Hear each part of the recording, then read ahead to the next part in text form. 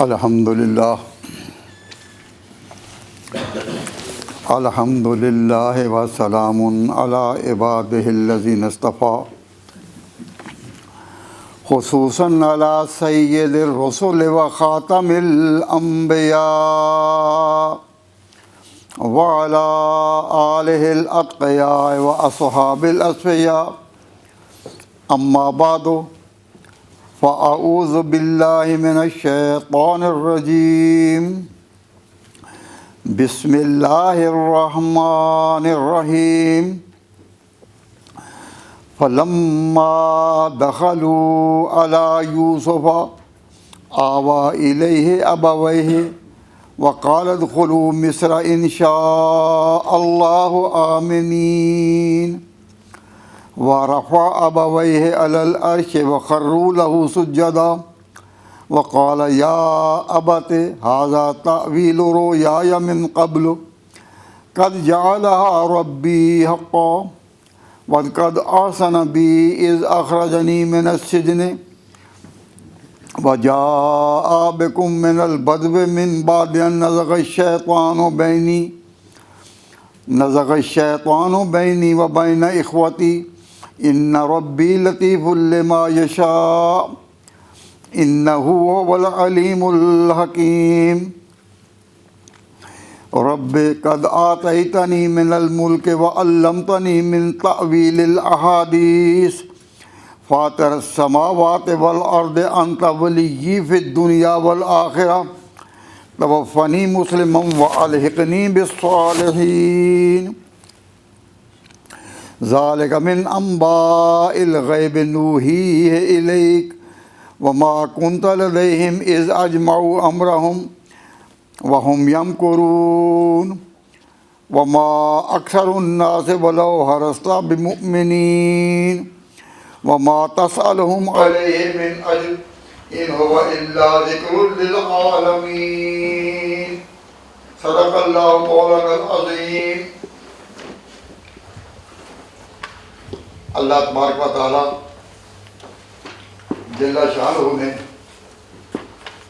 قرآن کریم میں حضرت یوسف علیہ السلام کا واقعہ قصہ بڑی تفصیل سے بیان فرمایا ہے، اور آج انشاءاللہ العزیز اس کی آخری منزل کا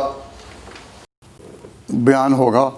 اللہ تبارک و تعالی حق بات کہنے کی توفیق عطا فرمائے۔ سب سے پہلے یہ بات جان لینی چاہیے کہ حضرت یوسف علیہ السلام بنو اسرائیل کے سب سے پہلے پیغمبر ہیں۔ اسرائیل کے نام سے تو آپ واقف ہیں۔ بنی اسرائیل کا عنوان بڑا واضح ہے۔ تو اسرائیل لقب تھا حضرت یعقوب علیہ السلام کا، اور ان کی اولاد میں سب سے پہلے پیغمبر یوسف ہیں۔ حضرت یعقوب تو تھے ہی، لیکن وہ تو خود اسرائیل تھے، بنی اسرائیل نہیں۔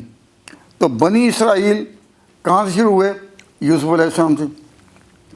تو یوسف علیہ السلام بنو اسرائیل میں سب سے پہلے پیغمبر ہیں، اور اللہ تبارک و تعالی جل شانہ نے قرآن کریم میں جو واقعہ بیان فرمایا، اس سے پہلے یہ بات ذہنوں میں رہے کہ نبی پاک صلی اللہ علیہ وسلم کہاں ہیں؟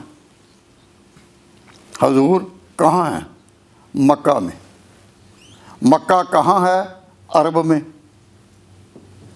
اور حضرت یوسف علیہ السلام کے والد حضرت یعقوب کا وطن کہاں ہے؟ کنعان میں، جو شام اور فلسطین کے علاقوں میں تھا۔ تو وہ شام کا علاقہ، فلسطین کا دور کا، اور یہ عرب میں نبی پاک ہیں۔ عرب کا اور فلسطینیوں کا یا اہل شام کا کوئی تاریخی رابطہ نہیں تھا، کوئی جوڑ نہیں تھا۔ اب عرب کے ایک شخص کے پاس، جس کے بارے میں مشہور ہوا کہ مکہ میں ایک پیغمبر اٹھا ہے، عبد المطلب کے گھرانے میں ایک شخص پیدا ہوا، اس نے کہا کہ میں خدا کا پیغمبر ہوں۔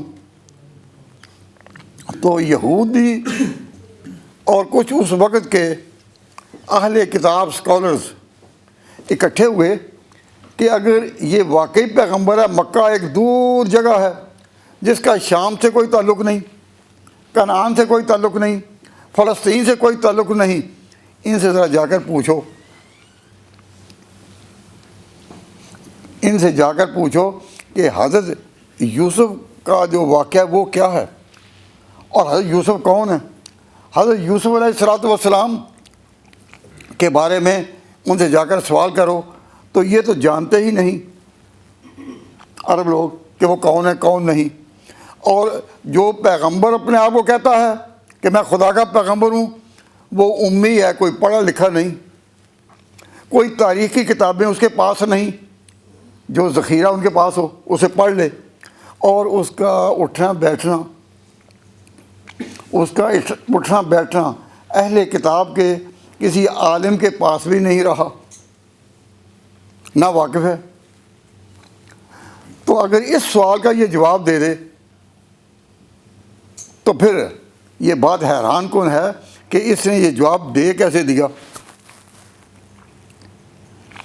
تو یاد رکھیے، امام بغوی نے معالم التنزیل میں لکھا ہے کہ کچھ لوگ سوال لے کر آئے حضور کے پاس، اور یہ جو واقعہ ہے یوسف کا وہ بیان کیجیے۔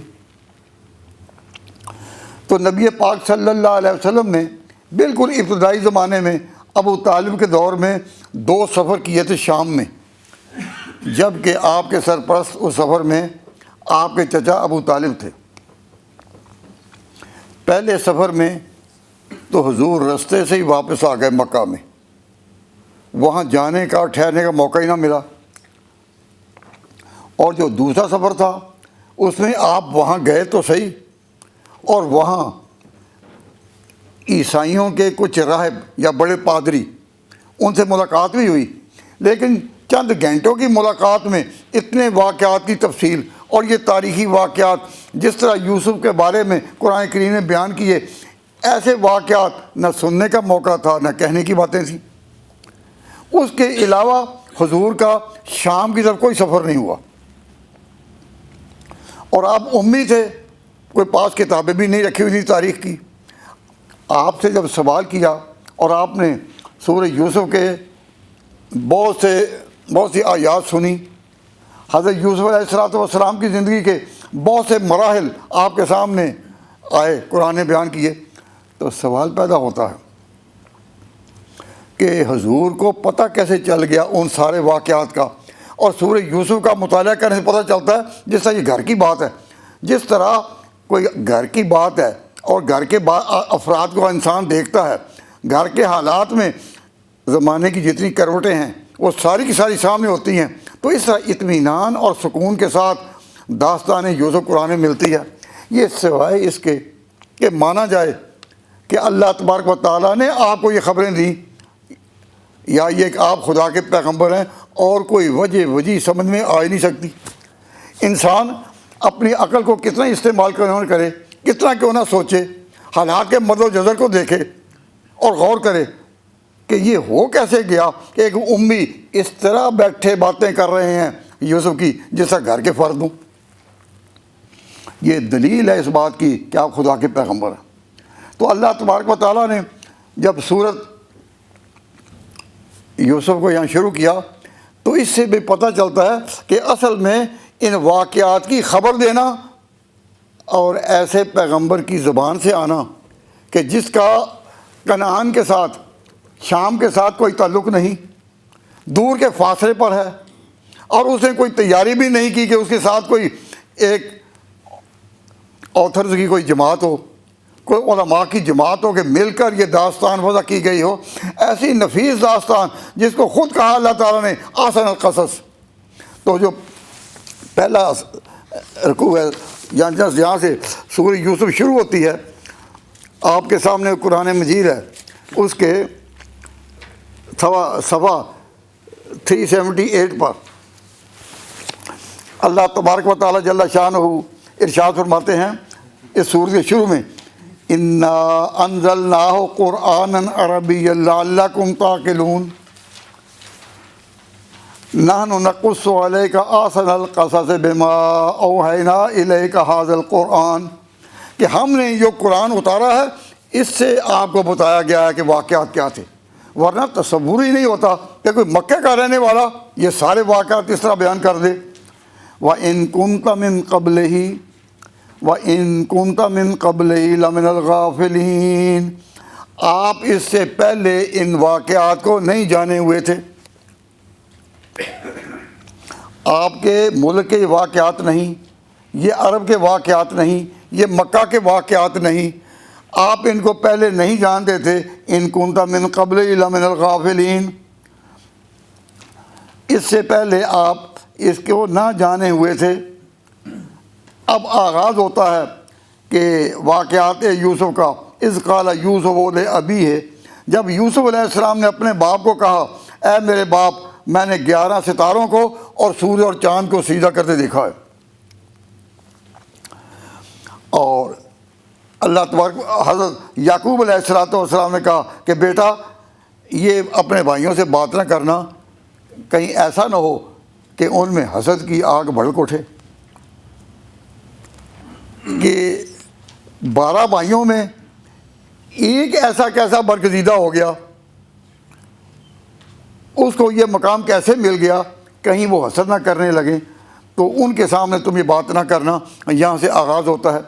تو اللہ تبارک و تعالیٰ نے جو شروع کیا اس بات کو، تو کہا کہ اس سے پہلے آپ اس کو جانے ہوئے نہیں تھے۔ یہ سورہ یوسف میں کہاں ہے؟ سورہ یوسف میں یہ شروع میں ہے، اور آج جب ہم سورہ یوسف کا ختم کر رہے ہیں، سورہ یوسف کے آخری میں، تو پھر یہی بات اللہ تبارک و تعالیٰ جل شانہ نے اس سورت کے اخیر میں فرمائی۔ اللہ تبارک و تعالیٰ جل شانہ فرماتے ہیں، ذالک من انباء الغیب نوحیہ الیک، ذالک من انباء الغیب، وہ جو باتیں تمہیں بتائیں گئی یوسف کے بارے میں، جو داستان سنائی گئی، جو اس کی زندگی کے واقعات ایک ایک کر کے آپ کے سامنے لائے گئے، کہ کس طرح بھائی حسد کی وجہ سے اس کو لے کر نکلے، کس طرح انہوں نے اس کو کنویں میں گرایا، کس طرح اللہ تعالیٰ نے ان کو بچایا، کس طرح وہ مصر کے شاہی دربار میں پہنچ گیا، اور یہ سارے واقعات جو ترتیب سے آئے ہیں، فرمایا ذالک من انباء الغیب، یہ غیب کی خبریں ہیں، نوحیہ الیک، ہم وہی کر رہے ہیں اس بات کو آپ کی طرف۔ وما کنت لدیہم، آپ اس وقت وہاں نہیں تھے، وما کنت لدیہم، آپ اس وقت وہاں نہ تھے، اذ اجمعوا امرہم، جب انہوں نے ایک ارادہ ہی کر لیا، وہم یمکرون، اور تدبیریں کرنے لگے کہ کس طرح ہم یوسف سے جان چھڑائیں، جو پلان انہوں نے بنایا کہ ان کو لے کر چلیں، جب یہ آپس میں تدبیریں کر رہے تھے اور بھائی آپس میں مشورہ کر رہے تھے، ما کنت لدیہم، آپ وہاں نہیں تھے۔ کیا معنی؟ کہ آپ جب ان حالات کی خبریں دے رہے ہیں اور خبر بالکل صحیح ہے، اور بات یہ ہے کہ آپ وہاں تھے نہیں، تو یہ سوائے اس کے کہ وہی آ رہی ہے، اور آپ کے بیان اور آپ کے ارشادات اور آپ نے جو پیش کی ہیں آیات، اس کے پیچھے خدا کا ہاتھ ہے، اللہ تبارک و تعالیٰ کی قدرت کام کر رہی ہے، ورنہ جہاں آپ تھے ہی نہیں، اور غیب کی باتیں تھی آپ سے، آپ حضور جیسا کہ میں نے عرض کیا کوئی پڑھے لکھے نہیں تھے، کوئی رجسٹر پاس نہیں تھے، کوئی لائبریری نہیں تھی، مکہ کا علاقہ بھی دور اس کنعان سے تھا، تو بالکل آپ جو ساری باتیں کر رہے ہیں سوائے اس کے کہ یہ دلیل نبوت ہو کہ آپ کے پیچھے خدا کا ہاتھ ہے، اور آپ کی زبان سے جو باتیں نکل رہی ہیں یہ وحی کے ذریعے آپ کو معلوم ہوئی، اور آپ جو کچھ بتا رہے ہیں یہ غیب کی خبریں ہیں۔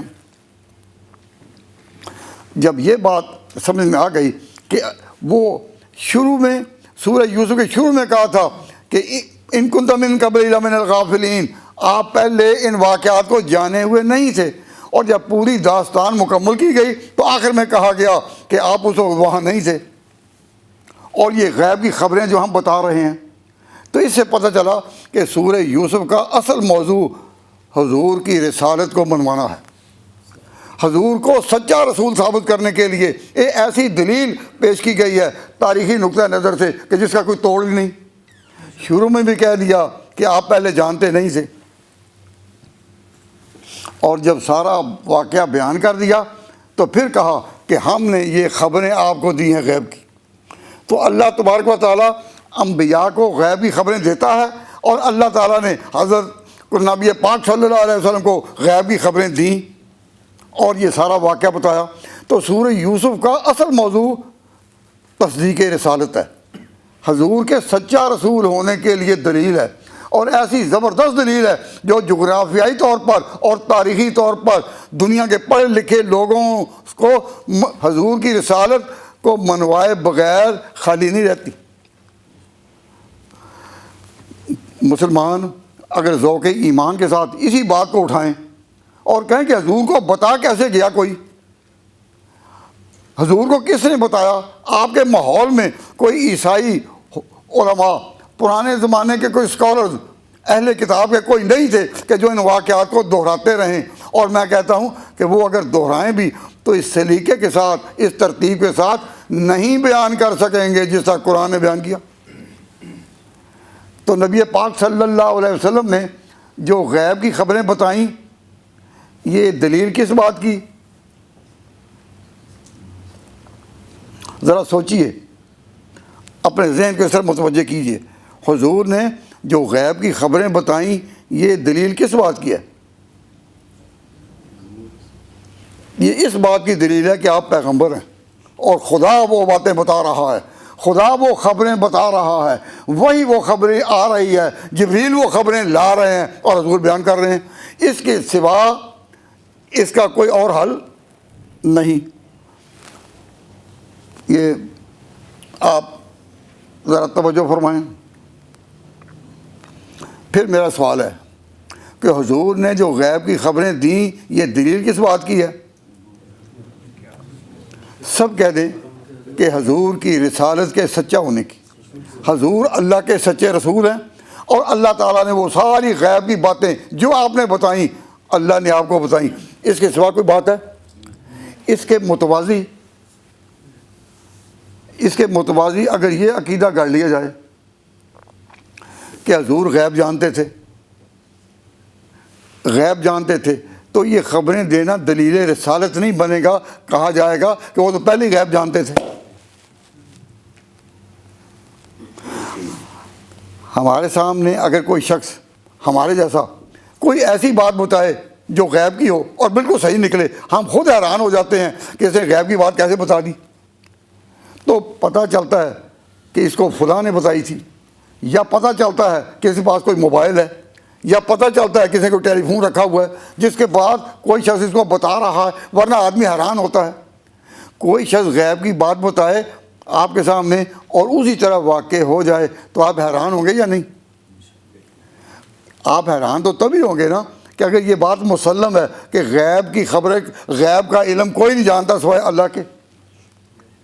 اب اگر کوئی وہ باتیں بتا رہا ہے تو صاف مطلب یہ ہے کہ اللہ سے وہ خبریں آ رہی ہیں اور یہ پیغمبر ہے۔ تو نبی پاک صلی اللہ علیہ وسلم کو اگر کیا ہے یقین کیا رسول ہیں اللہ کے، لا الہ الا اللہ محمد رسول اللہ، آپ اللہ کے رسول ہیں۔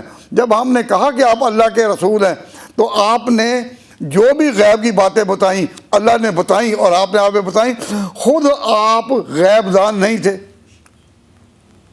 جب سورہ یوسف آئی اس سے پہلے یہ واقعہ حضور کو معلوم تھا۔ اللہ تعالیٰ نے فرمایا شروع میں، سورہ یوسف شروع میں، ان کنت من قبل لمن الغافلین، آپ پہلے اس بات کو جانے ہوئے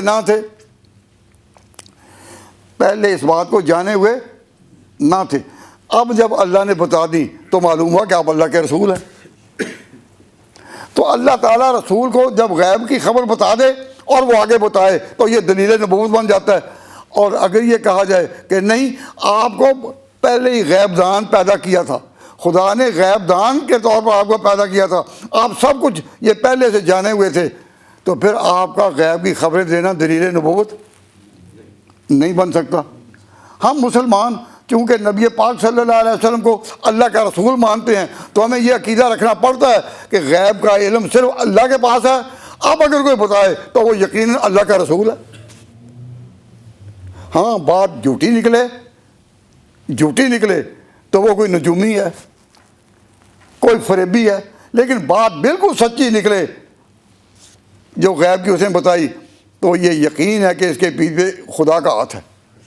تو اللہ تعالیٰ نے سورت کے آخر میں بھی فرمایا کہ یہ غیب کی خبریں جو آپ بتا رہے ہیں، اب یہ کہنا کہ نہیں پہلے اسے ہی آپ جانتے تھے اور قرآن کریم سے آپ کو کچھ نہیں ملا، قرآن کریم سے آپ کو کچھ نہیں ملا، اور اللہ تبارک و تعالیٰ جل شانہ نے یہ جو قرآن کی خبریں دی ہیں وہ لوگوں کے لیے دی ہیں، آپ تو پہلے ہی جانتے تھے۔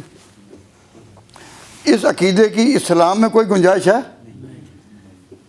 اس عقیدے کی اسلام میں کوئی گنجائش نہیں، اور نہایت افسوس سے کہنا پڑتا ہے کہ یہاں قرآن مجید بڑے شان کے ساتھ اور شکوہ کے ساتھ ایسے شائع کیے جا رہے ہیں کہ جس میں بتایا گیا ہے کہ حضور اکرم صلی اللہ علیہ وسلم کو قرآن کریم سے کوئی علم نہیں ملا، آپ پہلے ہی جانے ہوئے، قرآن کا پورا جانے ہوئے پیدا ہوئے تھے۔ تو جب نبی پاک صلی اللہ علیہ وسلم پیدا ہوئے اس وقت قرآن اترا تھا؟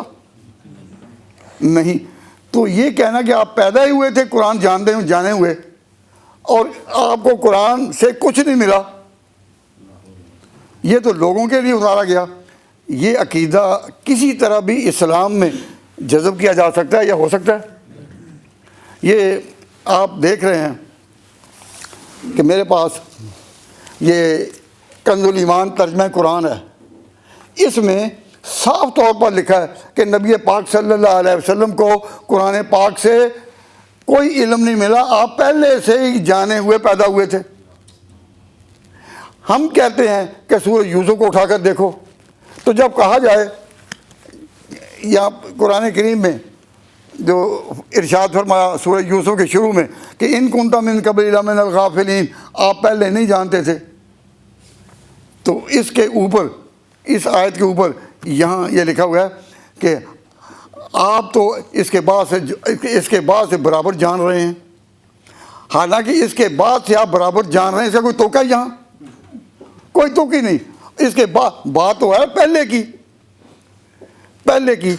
تو اس پر ہمیں تلاش ہوئی کہ اس وقت سے پہلے نہیں جانتے تھے جس وقت یہ آیتیں اتری ہیں، تو اللہ تبارک و تعالیٰ جل شانہ نے یہی ارشاد ایک اور موقع پر فرمایا کہ نوح علیہ السلام کی قوم پر جب طوفان کا عذاب آیا، نوح علیہ السلام پہلے پیغمبر ہیں جب ان پر یہ اس زمین پر جن پر کہ طوفان کا ایک عذاب آیا، مشہور آپ نے واقعہ سنا ہوگا۔ اللہ تعالیٰ نے قرآن پاک میں اس سے پہلے سورہ یوسف سے پہلے جو صورت ہے وہ ہے سورۃ ہود، تو اس میں سورہ ہود میں آیت نمبر 49 آج نکال کر دیکھیں تو یہی بات اور زیادہ وضاحت سے لکھی گئی۔ فرمائیے اب یہ 316 صفحہ، اللہ تعالیٰ فرماتے ہیں تلک من انباء الغیب نوحیہا الیک، تلک من انباء الغیب، وہ ہیں غیب کی خبریں، نوحیہا، ہم ان کو وحی کر رہے ہیں، الیک، آپ کی طرف، ما کنت تعلمھا انت ولا قومک، اس کو نہ آپ جانتے تھے نہ آپ کی قوم جانتی تھی، یعنی عرب کے رہنے والے ان واقعات کو نہیں جانتے تھے۔ نوح علیہ السلام کے وقت میں جس طرح طوفان آیا اور حالات جن حالات نے جو کروٹیں لیں، جو چیزیں سامنے آئیں، فرمایا کہ ہم آپ کو وحی کے ذریعے بتا رہے ہیں۔ تو حضور کو طوفان نوح کے واقعات کا کیسے پتہ چلا؟ سب کہیں وحی سے پتہ چلا، اور فرمایا ما کنت تعلمھا، آپ نہیں جانتے تھے پہلے، انتا، آپ بھی، ولا قومک، اور نہ آپ کی قوم، من قبل ھذا، اس وقت سے پہلے، یعنی اللہ نے جب بتایا تو نوح علیہ السلام کے سارے واقعہ کو بتا دیا، طوفان کس طرح آیا اور کس طرح پانی اوپر سے ہی برسا اور زمین میں پانی اگلا، تو یہ باتیں آپ نہیں جانتے تھے، ہم نے بتائیں، تو اب حضور کی رسالت شان کے ساتھ سامنے آتی ہے کہ نوح علیہ السلام کے واقعہ کے وقت آپ وہاں موجود نہ تھے، لیکن آپ نے جو بتایا حق۔ یوسف علیہ السلام کی زندگی کے واقعات میں آپ وہاں نہیں تھے، اور ان کنت من قبل لمن الغافلین، آپ کو پہلے علم نہیں تھا، پھر اللہ نے علم دیا۔ تو خدا کی خدائی کو قائم رکھتے ہوئے اور مصطفیٰ کی مصطفائی کو بیان کرتے ہوئے، رسالت کا شان یہ عنوان اختیار کرتے ہوئے، ہر مسلمان یہی کہے گا اللہ بتاتا رہا اور آپ آگے بتاتے رہے۔ لیکن یہ کہنا کہ آپ تھے ہی غیب دان، آپ کو اللہ تبارک و تعالیٰ نے شروع سے ہی غیب دان بتایا تھا ساری چیزیں، تو قرآن سے آپ کو کچھ نہیں ملا، آپ تو پہلے ہی قرآن جانے ہوئے پیدا ہوئے تھے۔ اس عقیدے کی اسلامی عقائد کے ساتھ کوئی نسبت بھی ہے؟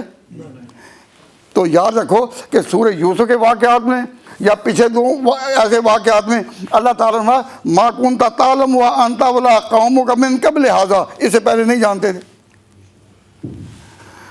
تو یہ کہہ دیتے ہیں کہ جی اللہ تبارک و تعالیٰ جل شانہ نے عطا کیا تھا، لیکن عطا کب کیا؟ قرآن کے ذریعے۔ قرآن کریم جب من قبل ھذا یہ کہا، اس وقت سے پہلے آپ نہیں جانتے تھے۔ اب قرآن کی نصوص کو کیسے قربان کر دیا جائے؟ اور اس کو کہہ دیتے ہیں کہ جی ہم حضور کی شان بیان کر رہے ہیں۔ حضور کی شان اسی میں ہے کہ خدا کے نمائندے ہوں، حضور کی شان اسی میں ہے کہ خدا کے نمائندے ہوں۔ آپ جو غیب کی بات بتائیں اس کے پیچھے خدا بول رہا ہے، آپ خدا کے ترجمان ہیں، یہ غیبی خبریں ہیں، ہم آپ پر وحی کر رہے ہیں۔ تو میں نے چند دفعہ یہ لفظ آپ کے سامنے بولا ہے کہ غیب کی خبریں، غیب کی خبریں، بار بار یہ آپ کو بتانے کے لیے کہ دو لفظ آپ علیحدہ علیحدہ یاد رکھیں، ایک ہے علم غیب اور ایک ہے غیب کی خبریں۔ علم غیب کا معنی ہے غیب کو جاننا، یہ شان صرف خدا کی ہے، غیب کو جاننے والا صرف وہی ہے۔ علم غیب کا معنی غیب کو جاننا، اور جس کو اس کی اطلاع دی جائے، جس کو اس کی خبر دی جائے، اس کو کہتے ہیں خبر غیب، خبر غیب۔ تو اس میں مسلمانوں میں اختلاف کوئی نہیں، سارے مسلمان اس بات کو مانتے ہیں کہ اللہ تبارک و تعالیٰ غیب کا مخزن ہے، غیب کا خزانہ اسی کے پاس ہے۔ ان اللہ عندہ مفاتح الغیب لا یعلمھا الا ھو، غیب کی چابیاں اسی کے پاس ہیں۔ اللہ غیب کی خبریں دیتا ہے نبیوں کو بھی اور چاہے تو ولیوں کو بھی، لیکن خدا نے غیب کی چابیاں کسی کو نہیں دی کہ جب کوئی بات غیب کو چابی لگائے اور معلوم کر لے، دینے والا وہی ہے۔ تو اصل میں اس مسئلے میں اختلاف کوئی بھی نہیں ہے میرے پاس، میں قسم سے آپ سے بات کرتا ہوں کہ اس مسئلے میں جتنا غور کرو گے تو پتہ چلے گا کہ اس میں اختلاف ہے ہی کوئی نہیں، صرف دو لفظ ہیں، ایک ہے علم غیب، ایک ہے خبر غیب۔ خبر غیب کا معنی یہ ہے کہ غیب کی خبریں، اور علم غیب ہے غیب کو جاننا۔ تو غیب کو جاننے والا صرف خدا ہے، صرف خدا ہے۔ اللہ تعالیٰ جبریل کو بھی کوئی بات بتائے، فرشتوں کو بھی بات بتائے تو وہ خبر غیب ہوگی، وہ علم غیب نہیں ہوگا، خبر غیب ہوگی۔ تو اللہ تعالیٰ نے جب نوح علیہ السلام کے بارے میں کہا، یہ سورہ ہود میں ہے کہ تلک من انباء الغیب، کہ تلک من انباء الغیب نوحیھا الیک، یہ غیب کی خبریں ہیں۔ تو غیب کی خبریں کہا یا غیب کا علم کہا؟ بھئی قرآن نے کیا کہا؟ غیب کی خبریں۔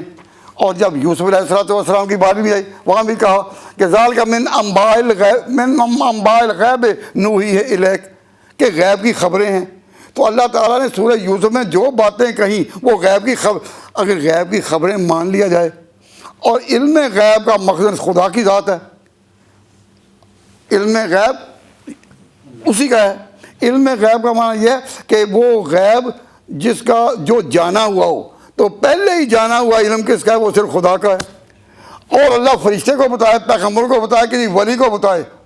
ہمارے بزرگ حضرت مولانا انور شاہ صاحب رحمۃ اللہ علیہ دیوبند کے بڑے عالم گزرے ہیں، تو وہ فرماتے ہیں ان اللہ من علی نبی بألف الف غیوب، اللہ تعالیٰ نے اپنے نبی کو ہزاروں غیب بتائے، اللہ تبارک و تعالیٰ نے غیب کی خبریں ہزار الف غیوب لاکھوں خبریں بتائیں.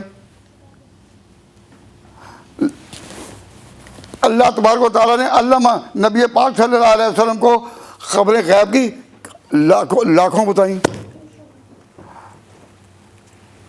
ان کی گنتی کو اللہ ہی جانتا کتنی بتائیں. اتنا ہے کہ سب سے زیادہ اللہ تعالیٰ نے علم کے خزانے جتنے حضور پر اتارے، اس میں کوئی اختلاف. لیکن عام لوگ جو ہیں، عام لوگ چونکہ علمی اصطلاحوں کو نہیں سمجھتے، وہ کوئی بھی غیب کی خبر آ جائے تو ان کے رہنما جو ہیں ان کو بیان کرتے لوگ ہیں دیکھو بھائی علم غیب ہوا یا نا. اب عوام کو کیا پتہ چلے؟ بات تو غیب کی ہے ہی، تو کہ دیکھو علم غیب ہوا یا نا. بات کہی ہے غیب کی خبر کی، اللہ نے غیب کی خبر دی، اور یہ اپنے جہالات سے اپنے عوام سے اس طرح پوچھتے ہیں دیکھو بھائی غیب کی بات ہوئی یا نا. سارے کہتے ہیں ہاں جی ہے، تو جھگڑا بنا دیا. مسلمانوں میں حقیقت میں کوئی اختلاف نہیں. اور میں یہ بھی کہا کرتا ہوں کہ دیوبندیوں اور بریلوی میں کوئی اختلاف نہیں، ان میں بھی کوئی اختلاف نہیں. صرف اختلاف کون سا کہ بریلویوں میں جو علماء ہیں وہ اپنے عوام کو یہ فرق نہیں بتاتے کہ علم غیب اور خبر غیب میں فرق ہے.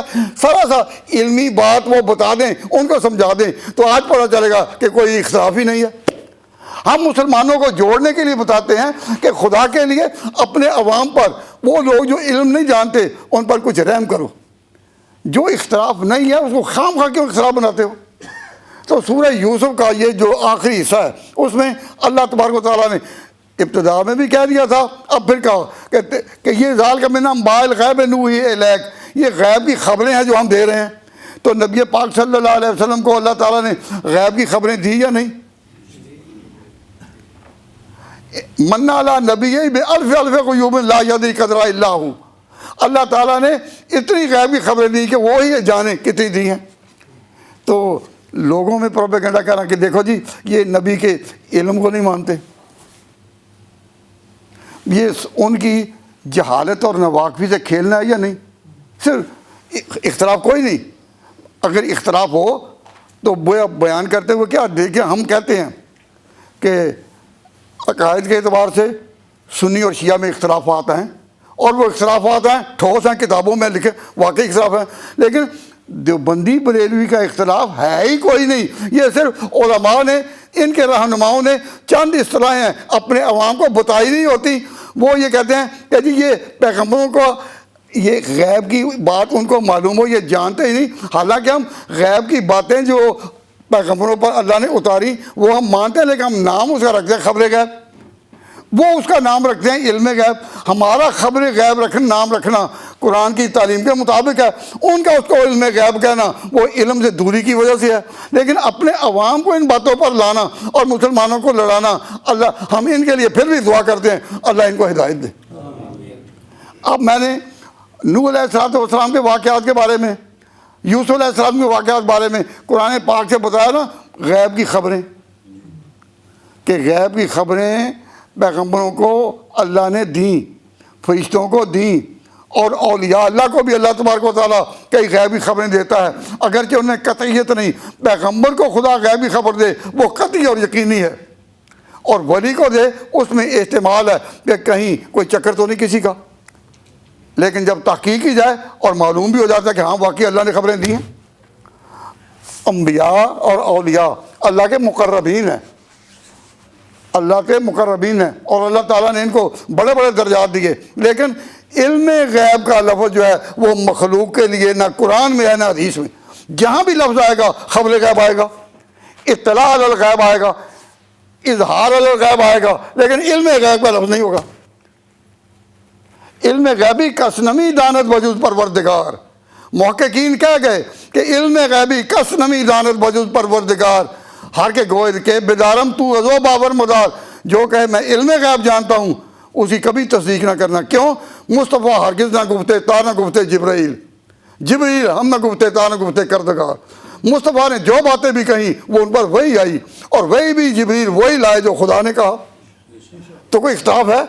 سارے مسلمان ایک ہیں اس عقیدے میں، تمام اہل سنت والجماعت. صرف فرق کیا ہے کہ ان کے مولوی ان پر رحم نہیں کرتے، ان پر رحم نہیں کرتے.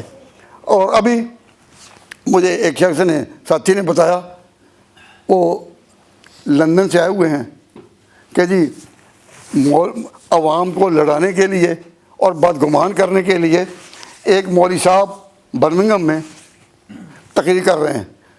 تو انہوں نے اس کی تقریر بتائی، تو میں نے کہا کہ وہ تقریر ہے کہاں؟ انہوں نے کہا ہمارے پاس ریکارڈ میں محفوظ ہے۔ یعنی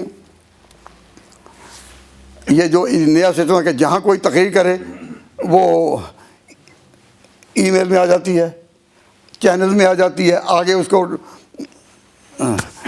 کنوے کر دیتے ہیں، تو وہ باقاعدہ طور پر موجود۔ میں حیران رہا، میں نے کہا اچھا چلو محفوظ تو ہو گئی، ہم اس کی تحقیق بعد میں کریں گے، لیکن ہے کیا کہ ایک عامی کہہ رہا ہے اپنے مولوی صاحب کو، مولوی صاحب میں عمرہ کا طواف کر رہا ہوں، میں عمرہ کا طواف کر رہا ہوں،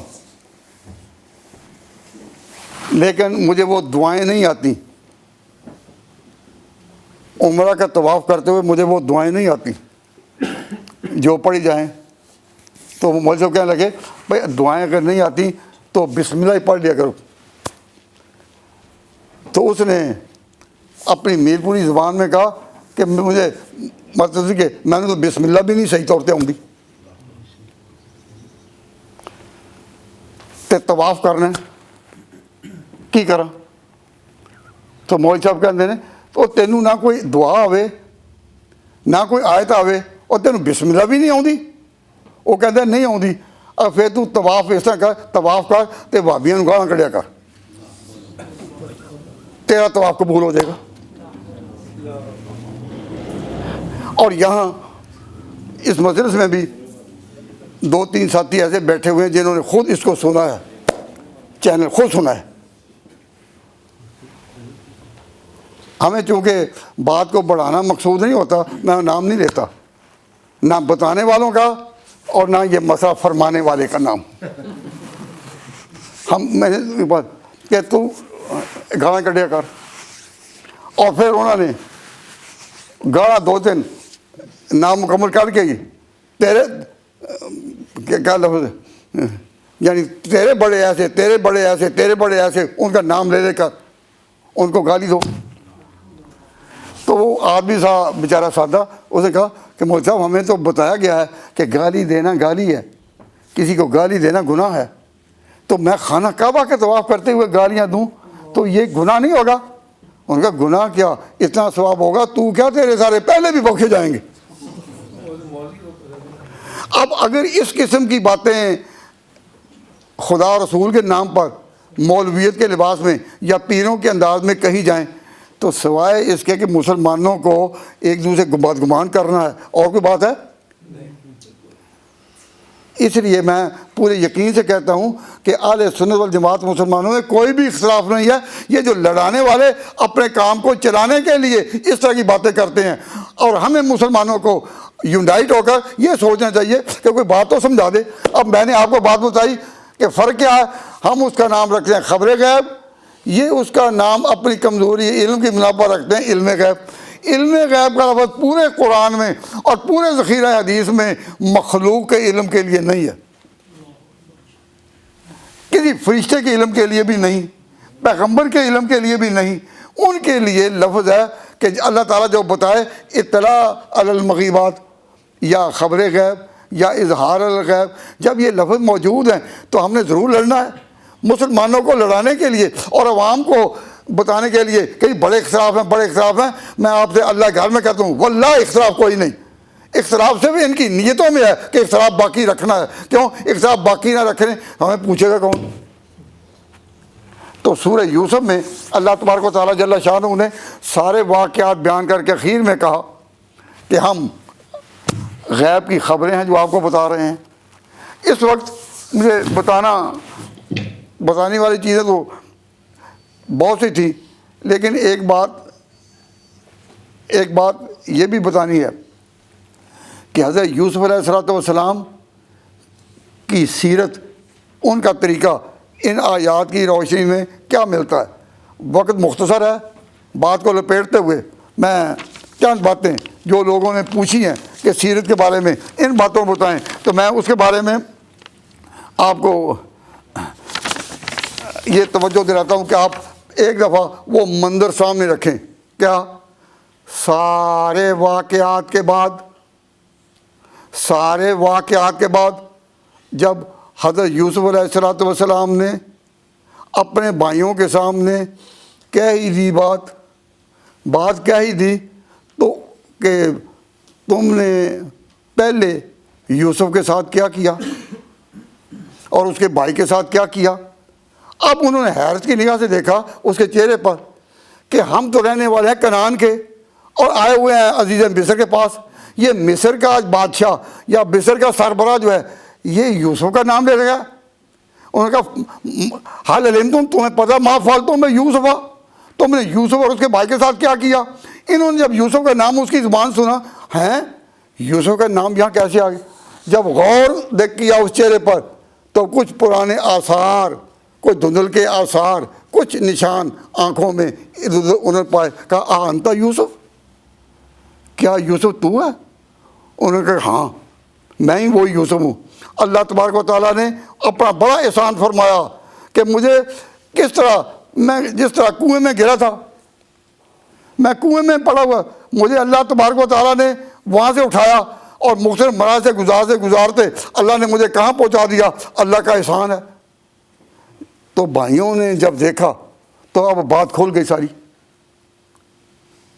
وہ بھی چونکہ پیغمبر زادے تھے، حضرت یعقوب علیہ السلام کے بیٹے تھے، جو غلطی ان سے ہوئی، لیکن انہوں نے اس وقت حضرت یوسف علیہ السلام کے سامنے صاف یہ کہا، یوسف علیہ السلام نے کہ اللہ تبارک و تعالیٰ جل شانہ نے لقد آثرک اللہ، اللہ نے آپ کو ترجیح دے دی، چن لیا، آپ کو یہ فوقیت دی کہ اس مقام پر پہنچایا۔ وَإِن كُنَّا لَخَاطِئِينَ، اور ہم تو ہم غلطی پر تھے۔ بھائیوں نے پھر اور کٹ ہوتی نہیں کی۔ تو حضرت یوسف علیہ السلام کی سیرت دیکھیے۔ انہوں نے جب بھائیوں کو کہا، حضرت یوسف علیہ السلام نے جب بھائیوں کو کہا کہ کیا حال علمتم، کیا تم جانتے ہو ما فعلتم بیوسف واخیہ، کہ تم نے یوسف کے ساتھ کیا کیا اور اس کے بھائی کے ساتھ کیا کیا، کیا تم کو پتہ ہے؟ تو ساتھ ہی کہا کہ تم نے کیا کیا، اذ انتم جاہلون، جب کہ تم ناواقف تھے، تم جہالت میں تھے، ناواقفی میں تھے۔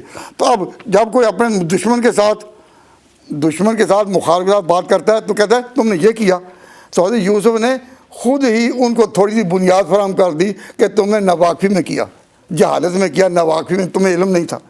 تو انہوں نے کہنا تھا نا اخیر میں کہ ہم نے جہالت میں یہ غلطی کی، ناواقفی میں یہ غلطی کی، کہنا انہوں نے تھا، لیکن حضرت یوسف علیہ السلام نے ان کو سجیسٹ کر دی تمہیں پتہ ہے ما فعلتم بیوسف، تم نے کیا کیا یوسف کے ساتھ اور اس کے بھائی کے ساتھ، اذ انتم جاہلون، جب کہ تم کو سمجھ نہ تھی۔ تو جب کہ تم کو سمجھ نہ تھی، یہ رعایت کس نے سجیسٹ کی؟ حضرت یوسف نے۔ کن کو؟ ان خطا کاروں کو جنہوں نے ساتھ یہ کیا تھا۔ آج ہماری کسی سے لڑائی ہو جائے، کسی سے اختلاف ہو جائے، تو ہم اس طرح اختلاف کو اس کے سامنے ڈبل کر کے پیش کرتے ہیں، ڈبل کر کے، کہ بالکل وہ لاجواب اور عاجز ہو جائے۔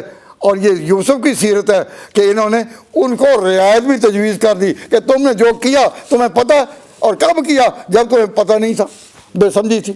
تو انہوں نے یہی کہنا تھا، ہم بے سمجھ تھے، انہوں نے خود اس کو کہہ دیا۔ تو پیغمبرانہ سیرت جو ہے وہ اتنی بلند ہے کہ اس میں اس جذبہ انتقام کی آپ کوئی آہٹ تک محسوس نہیں کریں گے، کوئی سرسراہٹ تک بھی محسوس نہیں کریں گے کہ اتنا بڑا کام لٹکانا کنویں میں، دوسرے غلام بنا لیں، اور پھر حضرت یوسف کا جیلوں تک میں جانا اور تکلیف، یہ کوئی کم باتیں تھیں۔ لیکن یوسف علیہ السلام نے کوئی پہلی دفعہ جب جتلایا اور کہا جب تم نے ناسمجھی میں ایسا کیا تھا، کیا تم کو پتہ ہے تم نے یوسف کے ساتھ، اس کے بھائی کے ساتھ بے سمجھی میں کیا کیا تھا؟ اس طرح لقمہ دے دیا ان کو کہ اس رعایت کے ساتھ وہ آگے بڑھیں۔ تو یہ پیغمبرانہ سیرت ہے۔ تو اللہ تبارک و تعالیٰ جل شانہ وہ فرماتے ہیں کہ جب ایسا واقعات پیش آئے تو یوسف علیہ السلام نے جب کہہ دیا یوسف علیہ السلام نے کہ میں یوسف ہی ہوں، اور انہوں نے بھی اقرار کر لیا کہ ہم خطا کار ہو گئے، تو ساتھ ہی کہہ دیا کہ لا تثریب علیکم الیوم، تثریب کہتے ہیں ملامت کو، اور اس سے بڑا درجہ شکایت کا کہ تم نے ایسا کیوں کیا، یہ شکایت اور شکوہ اور گلا. تو یہ تو بڑی چیز ہے. اس سے آگے یہ ہے کہ شکایت و درکنار، ملامت بھی اس کی میں نہیں کرتا. لا تثریبہ، میں ملامت بھی نہیں کرتا. شکایت تو میں نہیں کرتا ہی نہیں، لیکن میں ملامت بھی نہیں کرتا. یہ کس قصے کی، کس قصے کی؟ جب مجھے تم نے کنویں میں لٹکایا، جب تم نے مجھے کنویں میں لٹکایا، میں اس واقعہ کی تمہیں ملامت تک نہیں کرتا، تم سے ناسمجھی میں ہو گیا تھا. انہوں نے بھی کہہ دیا ہم سے خطا ہو گئی تھی. تو بات کو بڑھانا اور مسالے لگا کر اس کو انتقام لینا اپنا، یہ پیغمبرانہ سیرت نہیں. کہ کسی سے کوئی غلطی ہو جائے تو بس اس کے پیچھے اس طرح پڑ جانا کہ زمین و آسمان کو ہلا کر رکھ دینا، یہ پیغمبرانہ سیرت نہیں. تو حضرت یوسف علیہ السلام نے جب یہ کہا تو وہ کنویں والی بات ختم ہو گئی نا. جب کہا، یہ کب کی بات ہے؟ جب ابھی یعقوب علیہ السلام وہاں نہیں آئے مصر میں، ابھی تو بھائیوں نے تعارف کیا. جب یوسف علیہ السلام نے دیکھا کہ ساری منزلیں پوری ہو گئیں تو انہوں نے آئے تھے اپنے باپ کے پاس سے، اور آئے تھے اب وہ تیسری دفعہ. پہلی دفعہ آئے تھے غلہ لینے، دوسری دفعہ آئے تھے بنیامین کو ساتھ لے کر. جب بنیامین پر وہ کیس بن گیا اور یوسف علیہ السلام نے بنیامین کو اس بہانے سے روک لیا، تو پھر یہ گئے پھر والد کے پاس. اور پھر والد، اس میں علامہ قرطبی نے لکھا کہ حضرت یعقوب علیہ السلام نے ایک خط لکھ کر دیا تھا. اس خط کی تفصیلات میں اس وقت بیان نہیں کرتا کہ تم جا کر مصر کے بادشاہ کو دو، وہ میرے بیٹے کو شاید رہا کر دے. اس وقت تک یعقوب علیہ السلام کو بھی یہ پتہ نہیں تھا کہ یوسف نے اس کو پہچان کر اپنے پاس رکھا ہے. انہوں نے تو سفارش کی، کہا کہ اے عزیز مصر، اے عزیز مصر، ہم کوئی عام آدمی نہیں ہیں، ہم بڑے معزز ہیں، پیغمبروں کی اولاد ہیں. میں یعقوب صفی اللہ ہوں، میں اسحاق کا بیٹا ہوں. اسحاق کون ہے؟ اس کے باپ کا نام تھا ابراہیم خلیل اللہ. ہم باعزت لوگ ہیں، ہم چور نہیں ہیں. تو ہمارے بارے میں جو افواہ پہنچی ہے کہ انہوں نے غلے میں سے کسی برتن کو چوری کر لیا ہے، ہم ایسے چور نہیں ہیں. تو یعقوب علیہ السلام نے جو خط لکھا، وہ خط لے کر بھائی آئے شاہ مصر کے پاس اپیل کرنے کے لیے کہ ہمارے بھائی کو رہا کر دے. ہمارا باپ جو ہے وہ اس کا منتظر ہے. پہلے بھی اس کا ایک بھائی ہم جنگلوں میں گم کر آئے تھے، اب یہ اس کا بھائی آپ کے قبضے میں ہے. اے عزیز مصر، اس کو رہائی دے دے. تو انہوں نے جب وہ خط پیش کیا تو اس خط میں باپ کی، یوسف علیہ السلام نے جب باپ کے خط کو پڑھا، اس کی آزردگی کو پڑھا، پریشانی کو، اور کہا، جب وہ خط یعقوب علیہ السلام کا یوسف علیہ السلام نے پڑھا، پھر آپ سے قرار رہ ہی نہیں سکا. آپ نے پھر ظاہر کر دیا، اسی وقت ظاہر کر دیا کہ تمہیں پتہ ہے کنعان سے آنے والوں، تمہیں پتہ ہے ما فعلتم بیوسف، تم نے یوسف کے ساتھ کیا کیا تھا. یعنی جو چیز پہلے چھپائی ہوئی تھی یعقوب علیہ السلام نے، اب صبر کا پیمانہ لبریز ہو گیا. باپ کے خط کو اور اس کے عاجزی کے ساتھ بھرے ہوئے خط کو اور پریشانی سے بھرے ہوئے خط کو دیکھ کر وہ اپنی آنکھوں کو بھی قابو میں نہ رکھ سکے. آنکھیں آنسو برسا رہی تھیں، باپ کی یاد آ رہی تھی، لیکن ابھی تک کہا نہیں تھا. اور جب ان کا الفالتم ما فعلتم یوسف واقعی من قبل، اس سے پہلے تم نے یوسف کے ساتھ کیا کیا، اس کے بعد. تو انہوں نے جب اس کے چہرے پر نگاہ ڈالی، انتا یوسف، کیا تو ہی یوسف ہے؟ انہوں نے کہا ہاں میں یوسف ہوں، اور یہ بھائی بنیامین پاس ہی. تو جب انہوں نے راز کھول دیا تو اس وقت حضرت یوسف علیہ السلام نے جلوہ کیا تھا. جب راز انہوں نے کھول دیا تو پھر گئے، انہوں نے پھر کہا، باتیں تو لمبی ہیں لیکن کہا کہ اب تم جاؤ وَأْتُوا بِأَهْلِكُمْ أَجْمَعِينَ، تو جتنے بھی تمہارے آدمی ہیں برادری گھر کے جتنا تمہارا کنبہ ہے سب کو لے کر آؤ، سب کو لے کر آؤ۔ اس وقت انہیں خیال آیا کہ والد کی تو آنکھیں جاتی رہیں، اس کی تو نظر بہت کمزور ہو گئی ہے، تو ساتھ ہی انہوں نے کہا کہ میں اپنا ایک قمیض دیتا ہوں۔ مفسرین لکھتے ہیں کہ یہ وہ قمیض تھی کہ جو اللہ تبارک و تعالیٰ نے جنت سے حضرت ابراہیم پر اتاری تھی جب ان کو آگ میں ڈالا جا رہا تھا۔ جب انہوں نے فیصلہ کر لیا کہ اس کو آگ میں ڈالیں تو وہ قمیض اللہ تبارک و تعالیٰ نے اوپر سے اتاری۔ جب وہ قمیض ابراہیم کے جسم پر آ گئی پھر مجال تھی کہ جنت کی قمیض کو آگ چھوئے۔ دور سے آگ نظر آ رہی تھی، آگ میں ابراہیم کھڑے تھے، ان کا لباس مبارک وہ قمیض تھی، لیکن ان کو نہیں پتا تھا قمیض آئی کہاں سے۔ اس کے بعد حضرت ابراہیم علیہ السلام نے اپنی وفات سے پہلے وہ قمیض دی تھی حضرت اپنے بیٹے حضرت اسحاق کو۔ حضرت اسحاق نے وہ قمیض دی تھی حضرت یعقوب علیہ السلام کو۔ تو یعقوب علیہ السلام کو چونکہ اپنے بیٹوں میں سب سے پیارا یوسف تھا، انہوں نے پیارے یوسف کے گلے میں برکت کے لیے وہ قمیض لپیٹ کر، بہت باریک ہوگی، بہت پتلی سی ہوگی، اس کو لپیٹ کر اس طرح جیسا کہ نالی ہوتی ہے، اس طرح جس طرح کئی لوگوں نے تعویذ لٹکائے ہوئے ہوتے ہیں۔ تو جب کنویں والوں نے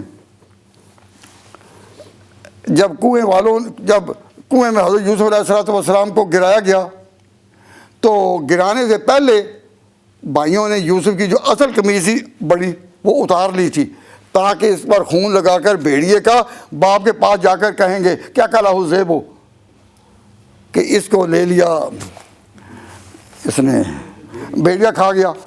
تو اس قمیض پر تو خون ڈالنا تھا، وہ تو ان کو لے کر کے، لیکن وہ جو نالی لٹکی ہوئی تھی تعویذ کی طرح کی وہ انہوں نے نہ اتاری، وہ رہی یوسف علیہ السلام کے پاس۔